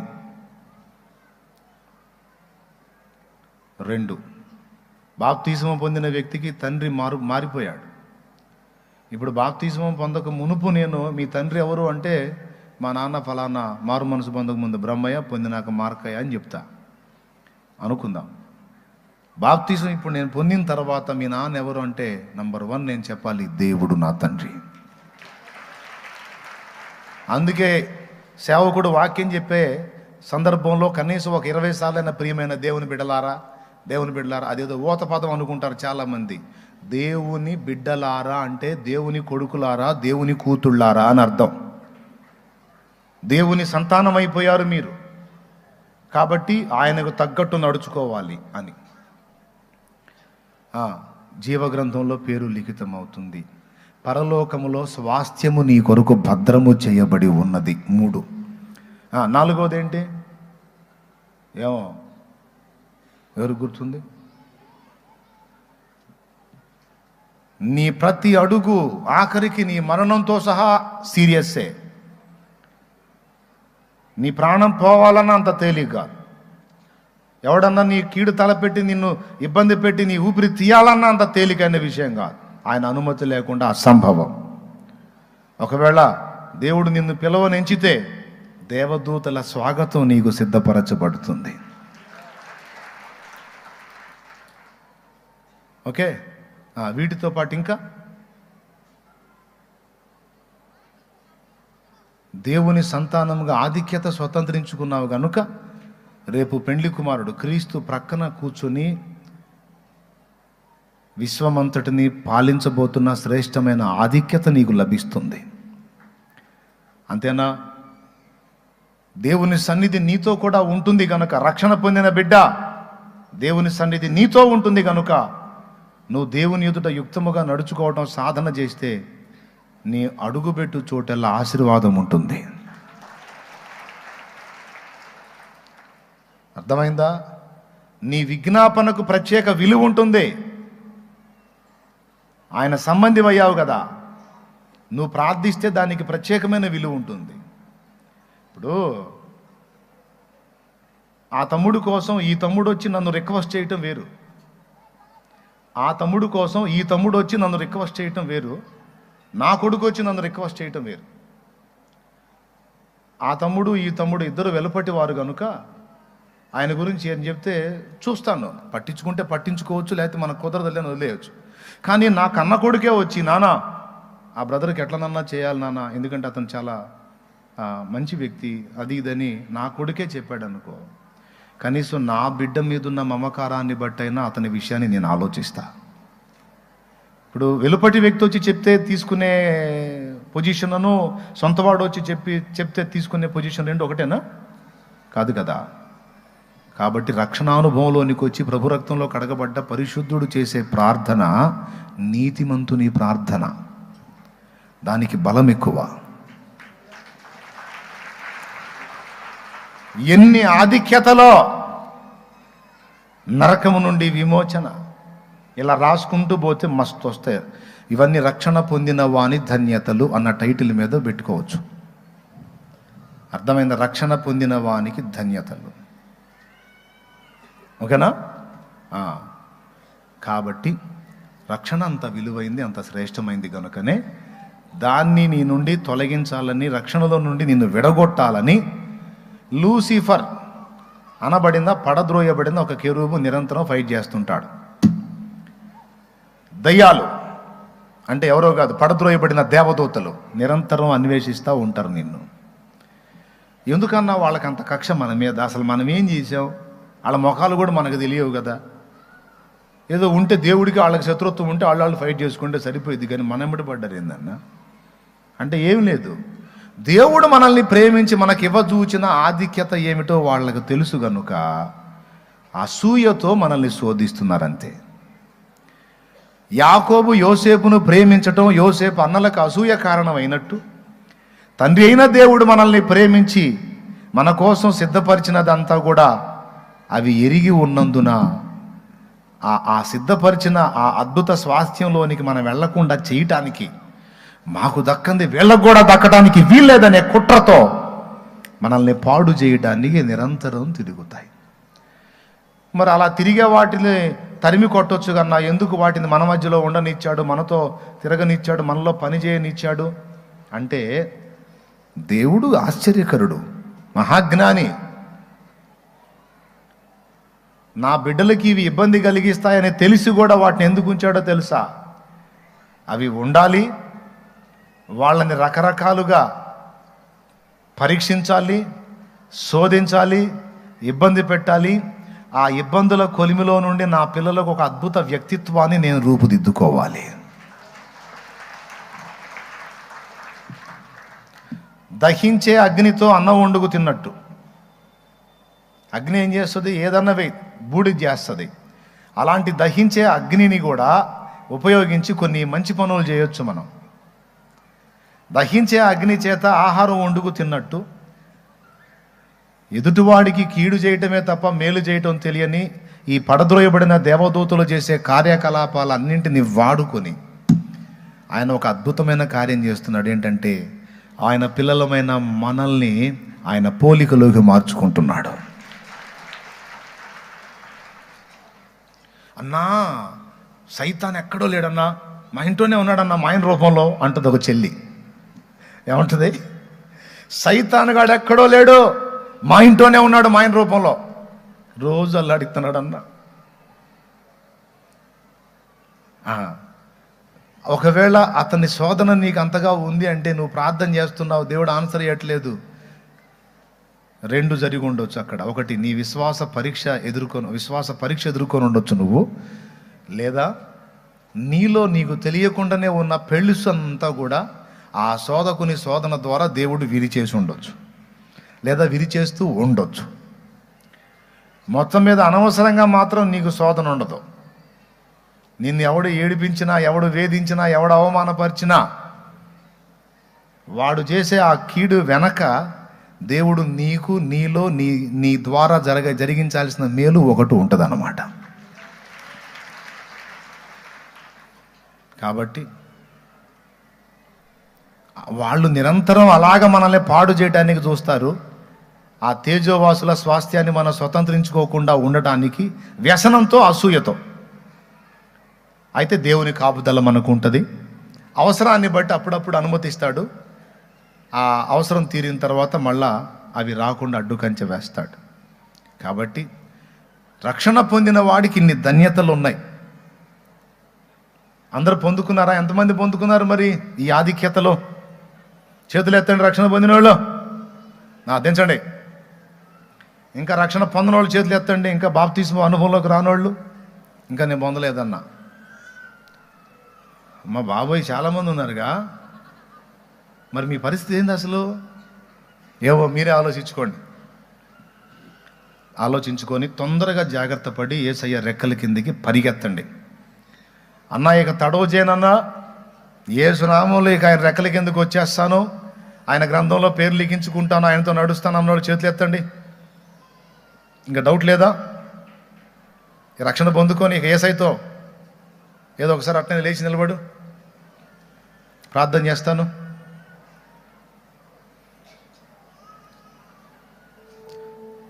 చూడండి, రక్షణ పొందిన వాళ్ళకి యేసయ్య ఎన్ని దాచిపెట్టాడో, ఎన్ని ఆధిక్యతలు ఉన్నాయో. రక్షణ ఎరుగని ప్రజలు ఇవన్నీ కూడా కోల్పోతారు కదా. రేపు అగ్నిగుండమే కదా.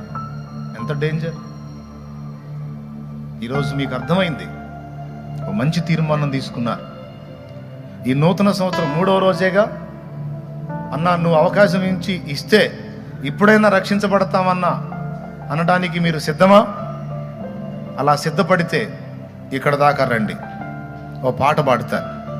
నువ్వు ఇప్పుడు ఇచ్చినా సరే నేను రక్షణ పొందుకుని యేసయ్య బిడ్డనవుతానన్నా అన్నోళ్ళు సిద్ధమైతే అలాగ ముందుకు వచ్చేసేయండి.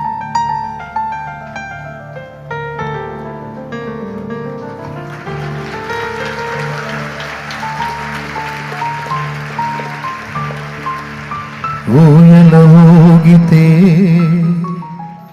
జోల పాటరా,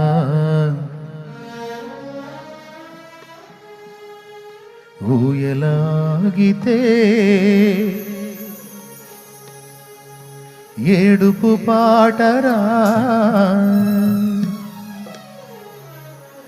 ఊయల ఊగితే జోల పాటరా, ఊయలాగితే ఏడుపు పాటరా, ఊపిరి ఆడితే ఊగిసలాటరా, ఊపిరి ఆడితే ఊగిసలాటరా, ఊపిరి ఆగితే సమాధి తోటరా. ఏ క్షణమో తెలియదు జీవితాంతం, ఈ క్షణమే చేసుకో యేసుని సొంతం. కన్ను తెరిస్తే వెలుగురా, కన్ను మూస్తే చీకటిరా, నోరు తెరిస్తే శబ్దమురా, నోరు మూస్తే నిశ్శబ్దమురా. ఏ క్షణమో తెలియదు జీవితాంతం, ఈ క్షణమే చేసుకో యేసుని సొంతం.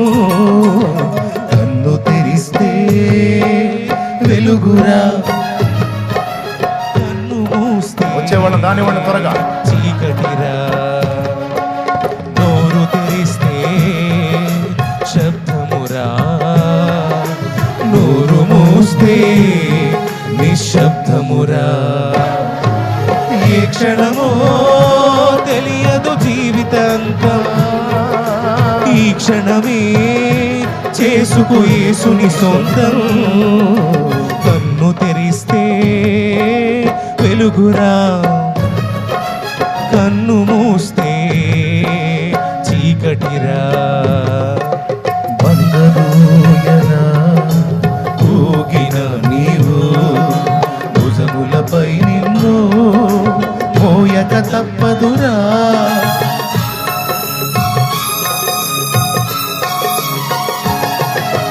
బందరూయనా ఊగిన నీవు, భుజములపై నిన్ను మోయక తప్పదురా. పట్టు పరుపు పైన కొల్లిన నీవు, పట్టు పరుపు పైన కొల్లిన నీవు, మట్టి పరుపులో నిన్ను పెట్టక తప్పదురా. ఏ క్షణమో తెలియదు జీవితాంతం, ఈ క్షణమే చేసుకు యేసుని సొంతం. కన్ను తెరిస్తే వెలుగురా, త్వరగా వచ్చేయాలి. కన్ను మూస్తే చీకటిరా, నోరు తెరిస్తే శబ్దమురా, నోరు మూస్తే నిశ్శబ్దమురా. దేవునికి మహిమ. దేవుడు వారి హృదయాల్లో చేసిన కార్యాన్ని బట్టి చప్పట్లు కొట్టేసి ఆయన మయం పరుద్దాం. మంచి నిర్ణయం, మంచి తీర్మానం ఇది. నూతన సంవత్సరం 3వ దినమందు ఒక అద్భుత తీర్మానం ఇది. నేను చెప్తున్నా, అదృష్టవంతులు మీరు, రక్షణ పొందిన మీరు. ఈ లోక సంబంధులు గొప్ప అనుకునేది ఏది నీకు లేకపోయినా నువ్వు అదృష్టవంతుడివే. ఎందుకంటే శ్రీమంతుడగు దేవుడే నీకు తండ్రి, ఆయన బిడ్డవి నువ్వు. ఆ ఆధిక్యత నీకు లభిస్తుంది ఈరోజు. నేను ఊహించలేదండి వీళ్ళని దేవుడు సిద్ధపరిచాడని. దేవుడు ఎందుకు ఈ మాటలు మాట్లాడిస్తున్నాడా అని అనుకున్నా, కానీ ఇప్పుడు అర్థమైంది. దేవునికి మహిమ కలుగును గాక.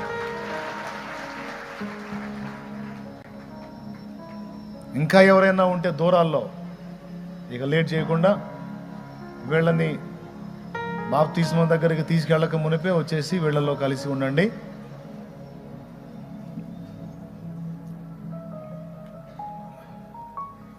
రక్షణ పొందడానికి సిద్ధపడినటువంటి వీరికి, ఆల్రెడీ రక్షణ పొంది ఉన్న మీకు, ఎప్పటికీ మర్చిపోకుండా గుర్తుపెట్టుకోవాల్సిన 4 సంగతులు. ప్రతిదినం దేవుని వాక్య సహవాసం చేయటం నిర్లక్ష్యం చేయొద్దు. దేవుని వాక్యాన్ని చదువుట యందు ఆసక్తి కలిగి ఉండండి. చదువు రాకపోతే కనీసం బైబిలు సెల్ ఫోన్లో రికార్డెడ్గా ఉంది, చక్కగా తెలుగులో చదివి వినిపిస్తాడు. అది పెట్టుకొని రోజు దేవుని వాక్యం వినండి. రెండోది, వదిలిపెట్టిన లోక స్నేహంలోకి మళ్ళా వెళ్ళకండి. అంటే వాళ్ళని వెలివేయమని నేను అనట్లేదు, లోకస్తుల్ని. హాయ్ అంటే హాయ్, బాయ్ అంటే బాయ్. మరి నా స్నేహం ఎవరితో అన్నా అంటే దేవుని నమ్ముకున్న బిడ్డలతో స్నేహం ఏర్పరచుకోండి, ఆత్మీయులతో. యేసయ్య సంబంధులతో స్నేహం ఏర్పరచుకోండి. మూడవది, ప్రతి ఆదివారం దేవుని సన్నిధికి కలిసి ప్రభు యొక్క శరీర రక్తాలలో చెయ్యి వేయటం నిర్లక్ష్యం చేయకండి. ఎవ్రీ సండే మిస్ కాకుండా ప్రభు బలలో చెయ్యి వేయాలి. 3.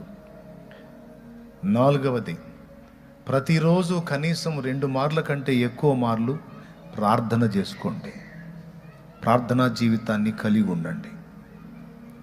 4, అపోస్తల కార్యములో 2వ అధ్యాయము 42వ వచనంలో ఉంది ఈ మాట. అపోస్తల కార్యము 2:42. బాప్తిస్మం పొందిన వారు, ప్రభు రక్షణలోనికి వచ్చిన వారు అపోస్తలుల బోధ యందును, సహవాసమందును, రొట్టె విరుచుట యందును, ప్రార్థన చేయుట యందును ఎడతెగక యుండిరి. యేసయ్యలోకి బాప్తిసం పొందిన తర్వాత ఇక నాకు అదే, ప్రతిరోజు వాక్యం చదువుకునేవాడిని అండి. ఏమండో వింటున్నారా? ప్రతిరోజు వాక్యం చదువుకునేవాడిని, చక్కగా ప్రార్థన చేసుకునేవాడిని. పొద్దున్నే తెల్లవారుజామున లేచేవాడిని, మోకాళ్ళ మీద ఉండేవాడిని. మళ్ళీ ఉపాధికి వెళ్ళాలి కదా, పొట్టతిప్పలకి వెళ్ళేవాడిని. మధ్యాహ్నం వేళ గ్యాప్ వస్తే ఆ గ్యాప్లో అన్నానికి ఉపక్రమించిన తర్వాత, అన్నం తిన్న తర్వాత మిగిలిన వాళ్ళు ఏదో పిచ్చాపాటి మాట్లాడుకుంటే అక్కడ నాకు అనుకూలమైన స్థలం చూసుకొని వెళ్ళి మళ్ళీ మధ్యాహ్నం వేళ మోకాళ్ళు వేసేవాడిని. వెటకారం చేశారు స్టార్టింగ్లో, భక్తుడు అని. వాడికి తెలియదు కదా ఏ శైలిలో నేను పొందిన ఆనందం ఏందో. వాడికి తెలిస్తే వాడు కూడా మోకాళ్ళు వేస్తాడు నా పక్కన. కాబట్టి నాదొక ప్రపంచం, వాడిదో ప్రపంచం. నా ప్రపంచం వాడికి కొత్తగానే ఉంటుంది. మరి అనుకొని భక్తుడు అనుకొని భక్తి ఏమనుకుంటే మోకాళ్ళు వేసి తృప్తిగా కాసేపు ఏసైతో మాట్లాడుకునేవాడిని. మళ్ళా టైంకి మళ్ళా వర్క్లోకి వెళ్ళిపోయేవాడిని. సాయంత్రం ఇంటికి రాగానే చక్కగా స్నానం చేసుకొని కాసేపు పరిశుద్ధ గ్రంథాన్ని చదువుకొని మళ్ళా కాసేపు మోకాళ్ళు వేసి ప్రార్థన చేసుకొని, అవకాశం ఉంటే కాస్త ఏకాంతంగా వెళ్ళి కాసేపు ప్రార్థనలో గడుపుకొని అట్లా నా దినచర్య జరిగించేవాడిని. ఇక రెండో ప్రపంచం పట్టలేదు. ఆదివారం రాగానే నేనే కాదు, నా దగ్గర వర్క్ చేయడానికి వచ్చిన వాళ్ళని కూడా వర్క్ ఆపేపించి అందరినీ శుభ్రంగా స్నానాలు చేయించేసి మొత్తానికి చికెన్ తెప్పించి పెట్టి రెడీ చేయించి వండి సిద్ధపరిచి ముందు సన్నిధికి పోదాం పదండి.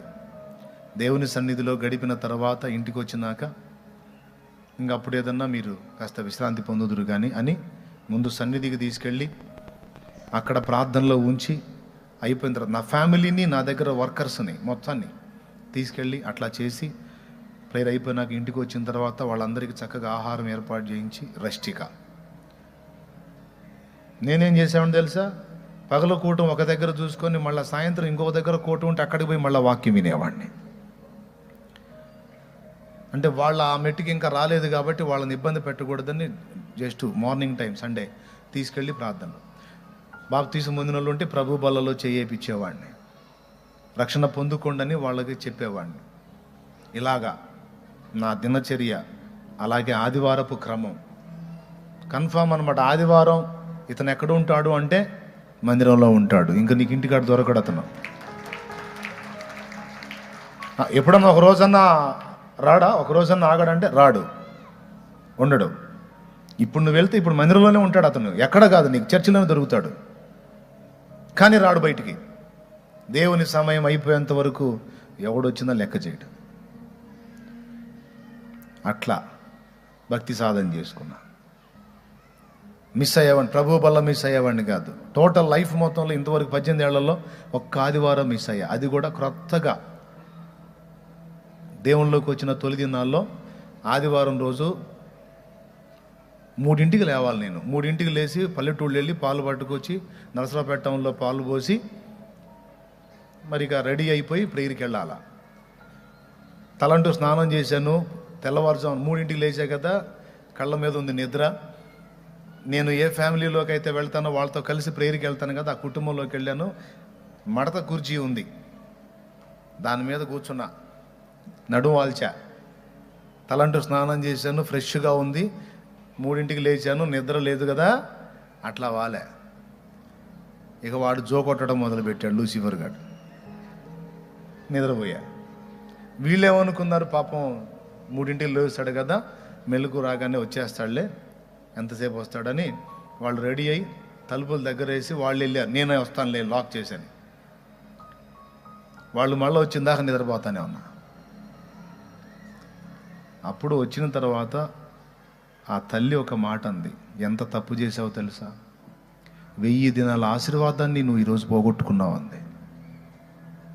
విత్రపోయి నా తప్పేంటో తెలుసుకొని ఆ రోజు నుంచి ఈ రోజు దాకా బాగున్నా బాగలేకపోయినా బలహీనత అయినా ఏ స్థితిలో ఉన్నా అవసరమైతే మందిరంలోనే పడిపోదాం, ప్రాణం పోయినా మందిరంలోనే వదులుదాం. దేవుణ్ణి మాత్రం అశ్రద్ధ చేయకూడదు. ఆయన సమయం ఆయన సమయమే. ఆ ఒక్కరోజు మాత్రమే నాకు గుర్తుంది, ఆదివారం ఆగిపోయింది. అది కూడా నిద్రమత్తులోకి వెళ్ళి. ఇక అప్పటి నుంచి ఇప్పటిదాకా జాగ్రత్తగా ముందుగానే రెడీ అయిపోయి లైన్లో ఉంటాం. ఆ విధంగా కుటుంబాన్ని, నాతో ఉన్న తమ్ముళ్ళని అందరినీ అలాగా సిద్ధపరచుకొని దేవుడి కృపలో అలా నడిపిస్తూ వచ్చినందున ఈరోజు ఇంత పెద్ద కుటుంబాన్ని ఇచ్చాడు యేసయ్య. మిమ్మల్ని ఎలా ఆశీర్వదించబోతున్నాడో, మిమ్మల్ని ఎలా వాడుకోబోతున్నాడో, మీకే ధన్యత ఇవ్వబోతున్నాడో, ఎంతమంది జీవితాల్లో మీ ద్వారా వెలుగు నింపబోతున్నాడో యేసయ్య. అమ్మా, మీ ద్వారా ఎంతమంది బ్రతుకులు బాగు చేయబోతున్నాడో నాయన. మీ ద్వారా ఎన్ని దీపాలు వెలుగుతాయో, మీ ద్వారా ఎన్ని కుటుంబాలు కట్టబోతున్నాడో. ఈరోజు నా పరిస్థితే బాగలేదు, నా బ్రతికే ఎట్లుందని దుఃఖపడుతున్న నీ ద్వారా ఎన్ని జీవితాలు ప్రభావితం చేయబోతున్నాడో నా యేసయ్య.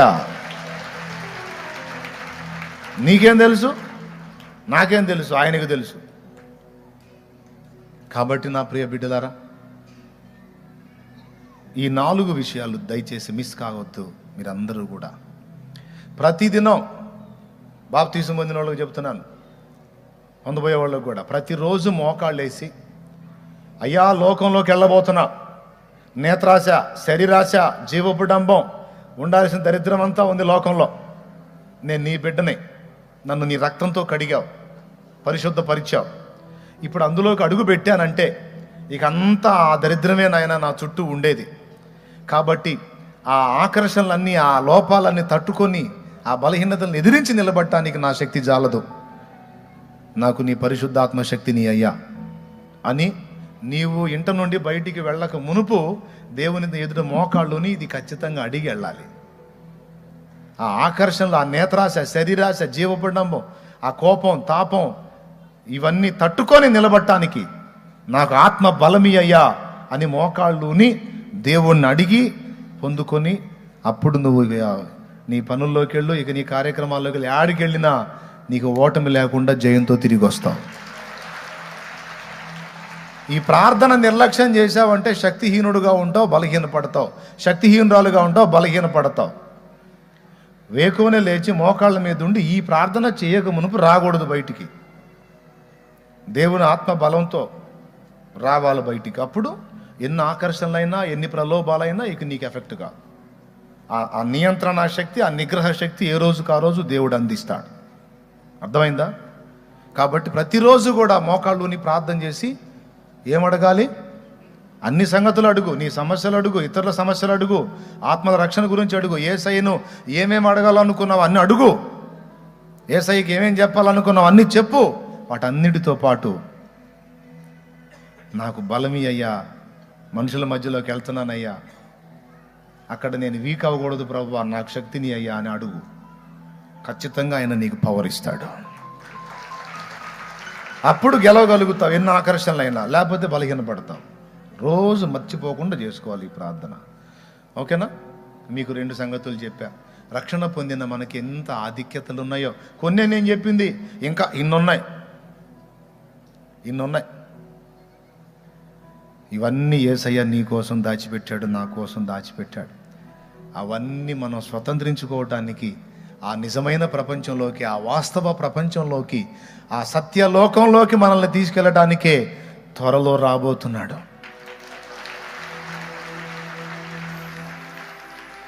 నేడో రేపో నా ప్రియుడేసు మేఘాల మీద ఏతెంచు వస్తాడో. నమ్మకం ఉందా? ఎంతమందికి ఉంది? ఖచ్చితం. మరి ఇంత మంచి తీర్మానం తీసుకున్నారు. యేసయ్య ఏం చేశాడు మీకోసం? మీ పాపాలు కడిగి మీకు పరలోకం ఇవ్వడానికి ఏం చేశాడు? ప్రాణం పెట్టాడా? చనిపోయేంతనాడు, తిరిగి లేచాడా? ఎన్నో రోజు? పెద్దగా చెప్పండి. తెలుసా? ఎవరైనా బలవంతం పెడితే వచ్చారా? మీ అంతటా మీరే వచ్చారా? ఎవరి బలవంతం లేదు. పరిశుద్ధాత్మ మాట్లాడాడు, వచ్చేశారు. అంతేగా? యేసయ్యతోనే జీవితం. ఎంతకాలం? 4 రోజులా? వచ్చే వారమా? బ్రతుకాలం. ఖచ్చితంగా మిమ్మల్ని నిలబెట్టుకుంటాడు యేసయ్య. హల్లెలూయా. మరి యేసయ్య బడిలో చేరుతున్నారు. ఇక ఎక్స్ట్రాలు చేస్తే బెత్తం వాడతాడు. మరి పర్లేదా? వాడితే వాడినాయి అన్న, ఆయన కాకపోతే ఇంకెవరు మనకి? తన్నినా, తిట్టినా, కొట్టినా, అక్కున చేర్చుకున్నా, కన్నీరు తుడిచినా, నన్ను ప్రేమించి నాకై ప్రాణం ఇచ్చిన నా యేసయ్యకే చెల్లు. యేసయ్య కొడతాడు అంత తేలిగ్గా? బాధపడతాడు. ఇక మరీ మురాయించి మొండికేసి మరీ మూర్ఖంగా నువ్వు భయంకరంగా తయారైతే తప్పనిసరి పరిస్థితుల్లో ఏదన్నా ఒకటి అంటాడేమో. కానీ ప్రేమ గల దేవుడిని మళ్ళీ ఎట్టబడితే అట్టు ఉండేవు. దేవుని బిడ్డవి, తగ్గట్టు బతకాలి. మళ్ళీ చెబుతా, నా పిల్లలు ఎట్టబడితే అట్టు ఉండొచ్చా? మీరు చెప్పండి సరిగా. నా పిల్లలు ఎట్టబడితే అట్టు ఉండొచ్చా? ఎందుకని? వాళ్ళు మనుషులు కాదా? మనుషులైనా దైవజనుడి సంతానం కనుక జాగ్రత్త. మరి మనిషి దైవజనుడైతేనే వాడి పిల్లలు అంత జాగ్రత్తగా ఉండాల్సి వస్తే అసలు దేవుడి పిల్లలు ఇంకెంత భద్రంగా ఉండాలయా? ఇది ఒక్కటి అర్థమైతే చాలయ్యా, వందనాలు. ఇక లేండి, మీరు కాదు, మీరు దారుందా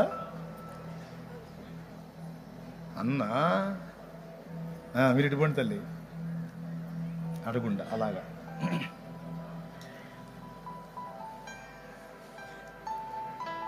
మీరు అట్టుకోండి అన్న.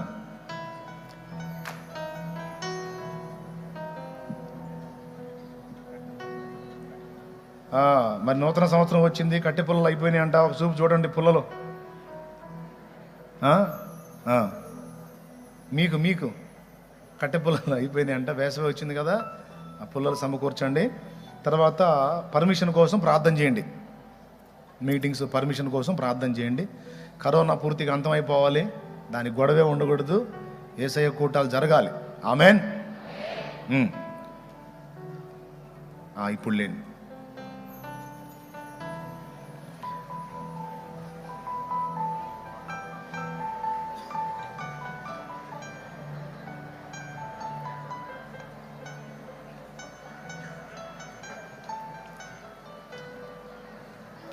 పక్షిరాజువై నీ రెక్కలపై మోసితివే, నీవే నా తండ్రివై నా బాధ్యతలు భరించితివే.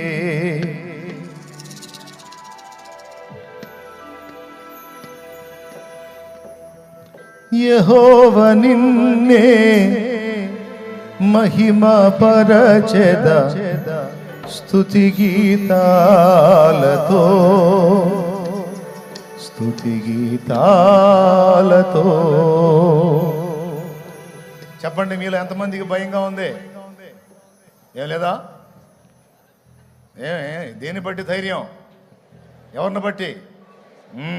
చెప్పు, గట్టిగా చెప్పు. బలవంతుడా బలహీనుడా? ఎక్కడ మోసాడంట? ఎక్కడ మోస్తాడంట? పక్షిరాజువై నీ రెక్కలపై మోసితివే, నీవే నా తండ్రివై నా బాధ్యతలు భరించితివే. పక్షిరాజువై నీ రెక్కలపై మోసితివే, నీవే నా తండ్రివై నా బాధ్యతలు భరించితివే. యెహోవా నిన్నే మహిమ పరచెద స్తుతి గీతాలతో, స్తుతి గీతాలతో. యెహోవా నిన్నే మహిమ పరచెద స్తుతి గీతాలతో, స్తుతి గీతాలతో. అత్యున్నత సింహాసనం కలిసి ఆరాధిద్దాం. ఆసీనుడా దేవదూతలు ఆరాధించు పరిశుద్ధుడా. యేసయ్యా నా నిలువెల్ల నిండియున్నావు, నా మనసారని సన్నిధిలో సాగిలపడి నమస్కారము చేసెదా, సాగిలపడి నమస్కారము చేసెదా. నా మనసారని సన్నిధిలో సాగిలపడి నమస్కారము చేసెదా, సాగిలపడి నమస్కారము చేసెదా.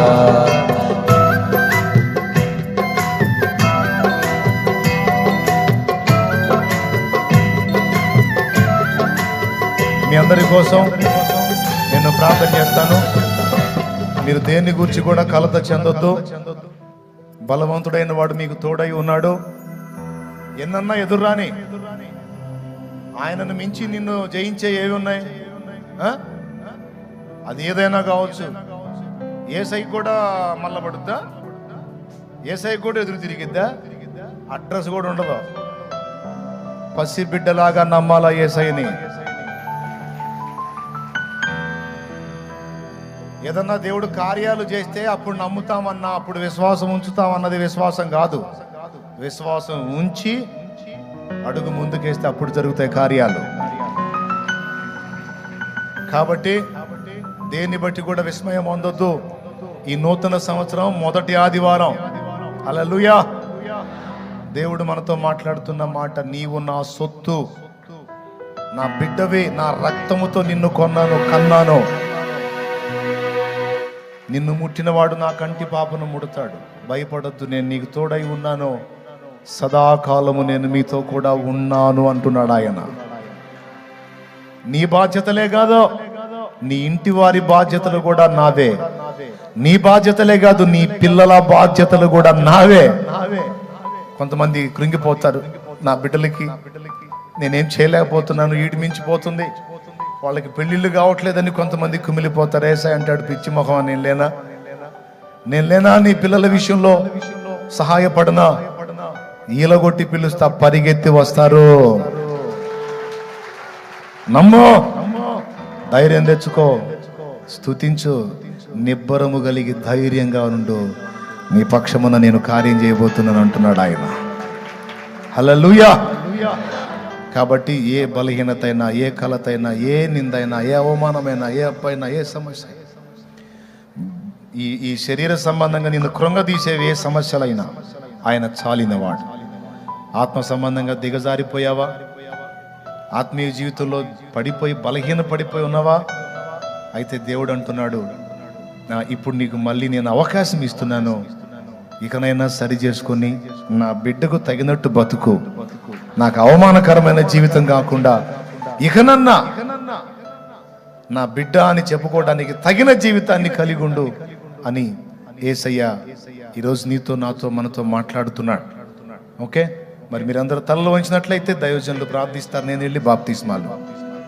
ఎంతమందికి సంతోషంగా ఉంది? దేన్ని బట్టి? విన్నదాన్ని బట్టా, ఆ కార్యాన్ని బట్టా? దేవునికి మహిమ కలుగును గాక. హల్లెలూయా. పండగ యేసునామములో ఈ సంవత్సరం అంతా పండగే. ఆమేన్. మీ అందరి కొరకు ప్రార్థన జరుగుతుంది. ఏకీభవిద్దాం అందరం కలిసి. పాస్టర్ అజయ్ బాబు గారు, అజయ్ రాజు గారు, ఏదో ఒకటి ప్రార్థన చేద్దాం. ప్రేమగలిగిన మా తండ్రి, నీ కొందనాలు, స్తోత్రాలు, కృతజ్ఞతలు చెల్లిస్తున్నాం నాయన. ఈ సంవత్సరపు ఆరంభపు పునరుద్ధానపు దినమున మీరు అందరినీ ఐక్యపరిచినందుకు స్తోత్రాలు ప్రభువా. మేమందరం ఒక దగ్గర కలిసి నీ నామాన్ని మహింపరిచేదానికి మీరు ఇచ్చిన అవకాశాన్ని బట్టి నీకు కృతజ్ఞతలు చెల్లిస్తున్నాం ప్రభువా. ఈ శుభ సందర్భంలో శుభవేళ నీ దాసుని వాడుకొని మీరు అందించినటువంటి వర్తమానాన్ని బట్టి నీకు స్తోత్రాలు నాయన. మా హృదయాలు ధైర్యంతో నిండాయి, మా హృదయాలు ఆదరించబడ్డాయి ప్రభువా. సేద తీరాయి. శక్తి కలిగిన మాటలు ప్రభువా, జీవం కలిగిన మాటలు విని ప్రభువా మా హృదయాలు ఎంతో తృప్తిగా ఉన్నాయి. అందుని బట్టి నీ కొందనాలు. జుంటి తినే దారుల కంటే మధురమైన నీ వాక్యాన్ని ఇప్పటి వరకు మేము భుజించాం నాయన, మేము తిన్నాం. అందుని బట్టి నీ కొందనాలు. ఎన్నో ఆదరణకరమైనటువంటి విషయాలు మీరు మీ దాసును వాడుకొని మాకు తెలియజేశారయ్యా. రేపు మేము ఉండేటువంటి ప్రభు అద్భుత ప్రపంచాన్ని గురించిన నిరీక్షణను మరొకసారి మాకు తెలియజేసినందుకై స్తోత్రాలు. ఏ పరిస్థితులు వచ్చినా, ఎలాంటి స్థితిగతుల్లో మేము ఉన్నా మాకు నువ్వు తోడుగా ఉంటానన్న వాగ్దానం చేసావు. కడ వరకు సదాకాలం మాతో ఉంటావని మాతో ఉంటానన్నవాడు ప్రభు మాట తప్పని దేవుడుగా నువ్వు ఉన్నావు గనుక ప్రతి విషయంలో కూడా నీ సహాయం అనుగ్రహించమని ప్రార్థన చేస్తున్నాం. ఈ మాటలు ప్రభు దుష్టుడు ఎత్తుకొని పోకుండా మా హృదయంలో నీరు కట్టి ఫలింప చేయమని ప్రార్థన చేస్తున్నామయ్యా. నీ కృప చూపించండి. వాక్యం ఇచ్చిన నీ దాసుని ఇంకను బలపరచండి, శక్తినివ్వండి. ఈ నూతన సంవత్సరంలో ఇంకా ప్రభు అభిషేకము చేత నింపి నవనూతన మార్గాల్లో నడిపించమని ప్రార్థన చేస్తున్నాం. ఇంకా నీ దాసుని మీద నూతన అభిషేకమును నైనా మీరు నింపి నూతన అభిషేకాన్ని ఇచ్చి వాడుకోమని ప్రార్థన చేస్తున్నాం. అదేవిధంగా ఇక్కడ ఉన్న ప్రతి బిడ్డను పేరు పేరున జ్ఞాపకం చేసుకోండి అయ్యా. ఇక్కడ ఉన్న వారందరి జీవితాల్లో మీరు నూతన కార్యాలు ప్రారంభించమని నేను వినయంతో బతిమలాడుకొనుచున్నాం ప్రభు. సహాయం చేయండి. పేరు పేరున జ్ఞాపకం చేసుకోండి. వారు ఉన్నటువంటి సమస్యల నుంచి విడిపించండి, శోధల నుంచి విడిపించండి ప్రభు. నానా రకాల సమస్యల్లో ఉండి వారు నీ వైపు కనులెత్తుచుండగా వారి జీవితాల్లో మీ కార్యాలు ప్రారంభించండి నా తండ్రి. ఇది మొదలుకొని వీరందరూ ఆశీర్వదించబడుదురు గాక అని ప్రార్థన చేస్తున్నాం. ప్రతి విధమైన దురాత్మ క్రియల ప్రభావం వీరిని విడిచిపోవును గాక అని ప్రార్థన చేస్తున్నాం. సమృద్ధి మేలు, సమృద్ధి జీవము, సమృద్ధి పోషణ వీరికి నీవు ఇచ్చుదు గాక అని ప్రార్థన చేస్తున్నాం ప్రభు. సమస్త విషయాల్లో నీ కృపను సమృద్ధిగా చూపించి సహాయం చేయండి. పోయిన సంవత్సరం కంటే ఈ సంవత్సరం ఆత్మీయ జీవితం ఇంకా వర్ధిల్లాలి, భౌతిక జీవితం ఆశీర్వదించబడాలి, వ్యాపారాలు దీవించబడాలి, జీవనోపాధి సంబంధమైన పనులు ఆశీర్వదించబడటానికి సహాయం చేసి నీ కృపను సమృద్ధిగా చూపించమని. రోగంతో ఉన్న బిడ్డలను స్వస్థపరచండి ప్రభు. అప్పులతో ఉన్నవారు అప్పులు తొలగించండి. ప్రతి సమస్య నుంచి విడిపించి నీ సన్నిధిలో వీరి సమస్యలన్నీ సాక్ష్యాలుగా లేవనెత్తమని యేసుక్రీస్తు నామములో అడుగుచున్నాము తండ్రి, ఆమేన్. పరలోకమందున్న మా తండ్రి, నీ నామం పరిశుద్ధపరచబడును గాక, నీ రాజ్యము మాకు వచ్చును గాక, నీ చిత్తము పరలోకమందు నెరవేర్చునులాగున భూమి యందును నెరవేర్చండి. మాకు కావలసిన నిధిని మాకు దయచేయండి. మా పట్ల అపరాధం చేసిన వారిని మేము క్షమించిన ప్రకారం మీరు మా అపరాధాలు క్షమించండి. మమ్మల్ని శోధనలో నుంచి దుష్టు నుంచి తప్పించి రక్షించండి ప్రభా, కీడు నుంచి రక్షించండి. ఎందుచేతనగా రాజ్యము, బలము, మహిమ, శక్తి సర్వము నిరంతరము నీవై ఉన్నావు తండ్రి, ఆమేన్. మన తండ్రి అయిన దేవుని ప్రేమ, ఆయన ప్రియ కుమారుడైన యేసుక్రీస్తు కృప, పరిశుద్ధాత్మ దేవుని అన్యోన్య సహాయ సహవాసములు ఈ సంవత్సర ఆది మొదలుకొని సంవత్సరాంతము వరకు మనకు తోడే ఉండి నడిపించును గాక, ఆమేన్. ప్రవేశ రక్తమే జయం, ప్రవేశ రక్తమే జయం. యేసు నామానికి సంపూర్ణ విజయం కలుగును గాక, ఆమేన్. హల్లెలూయా, హల్లెలూయా, హల్లెలూయా. సమకూడి వచ్చిన మీ అందరికీ హృదయపూర్వక వందనాలు.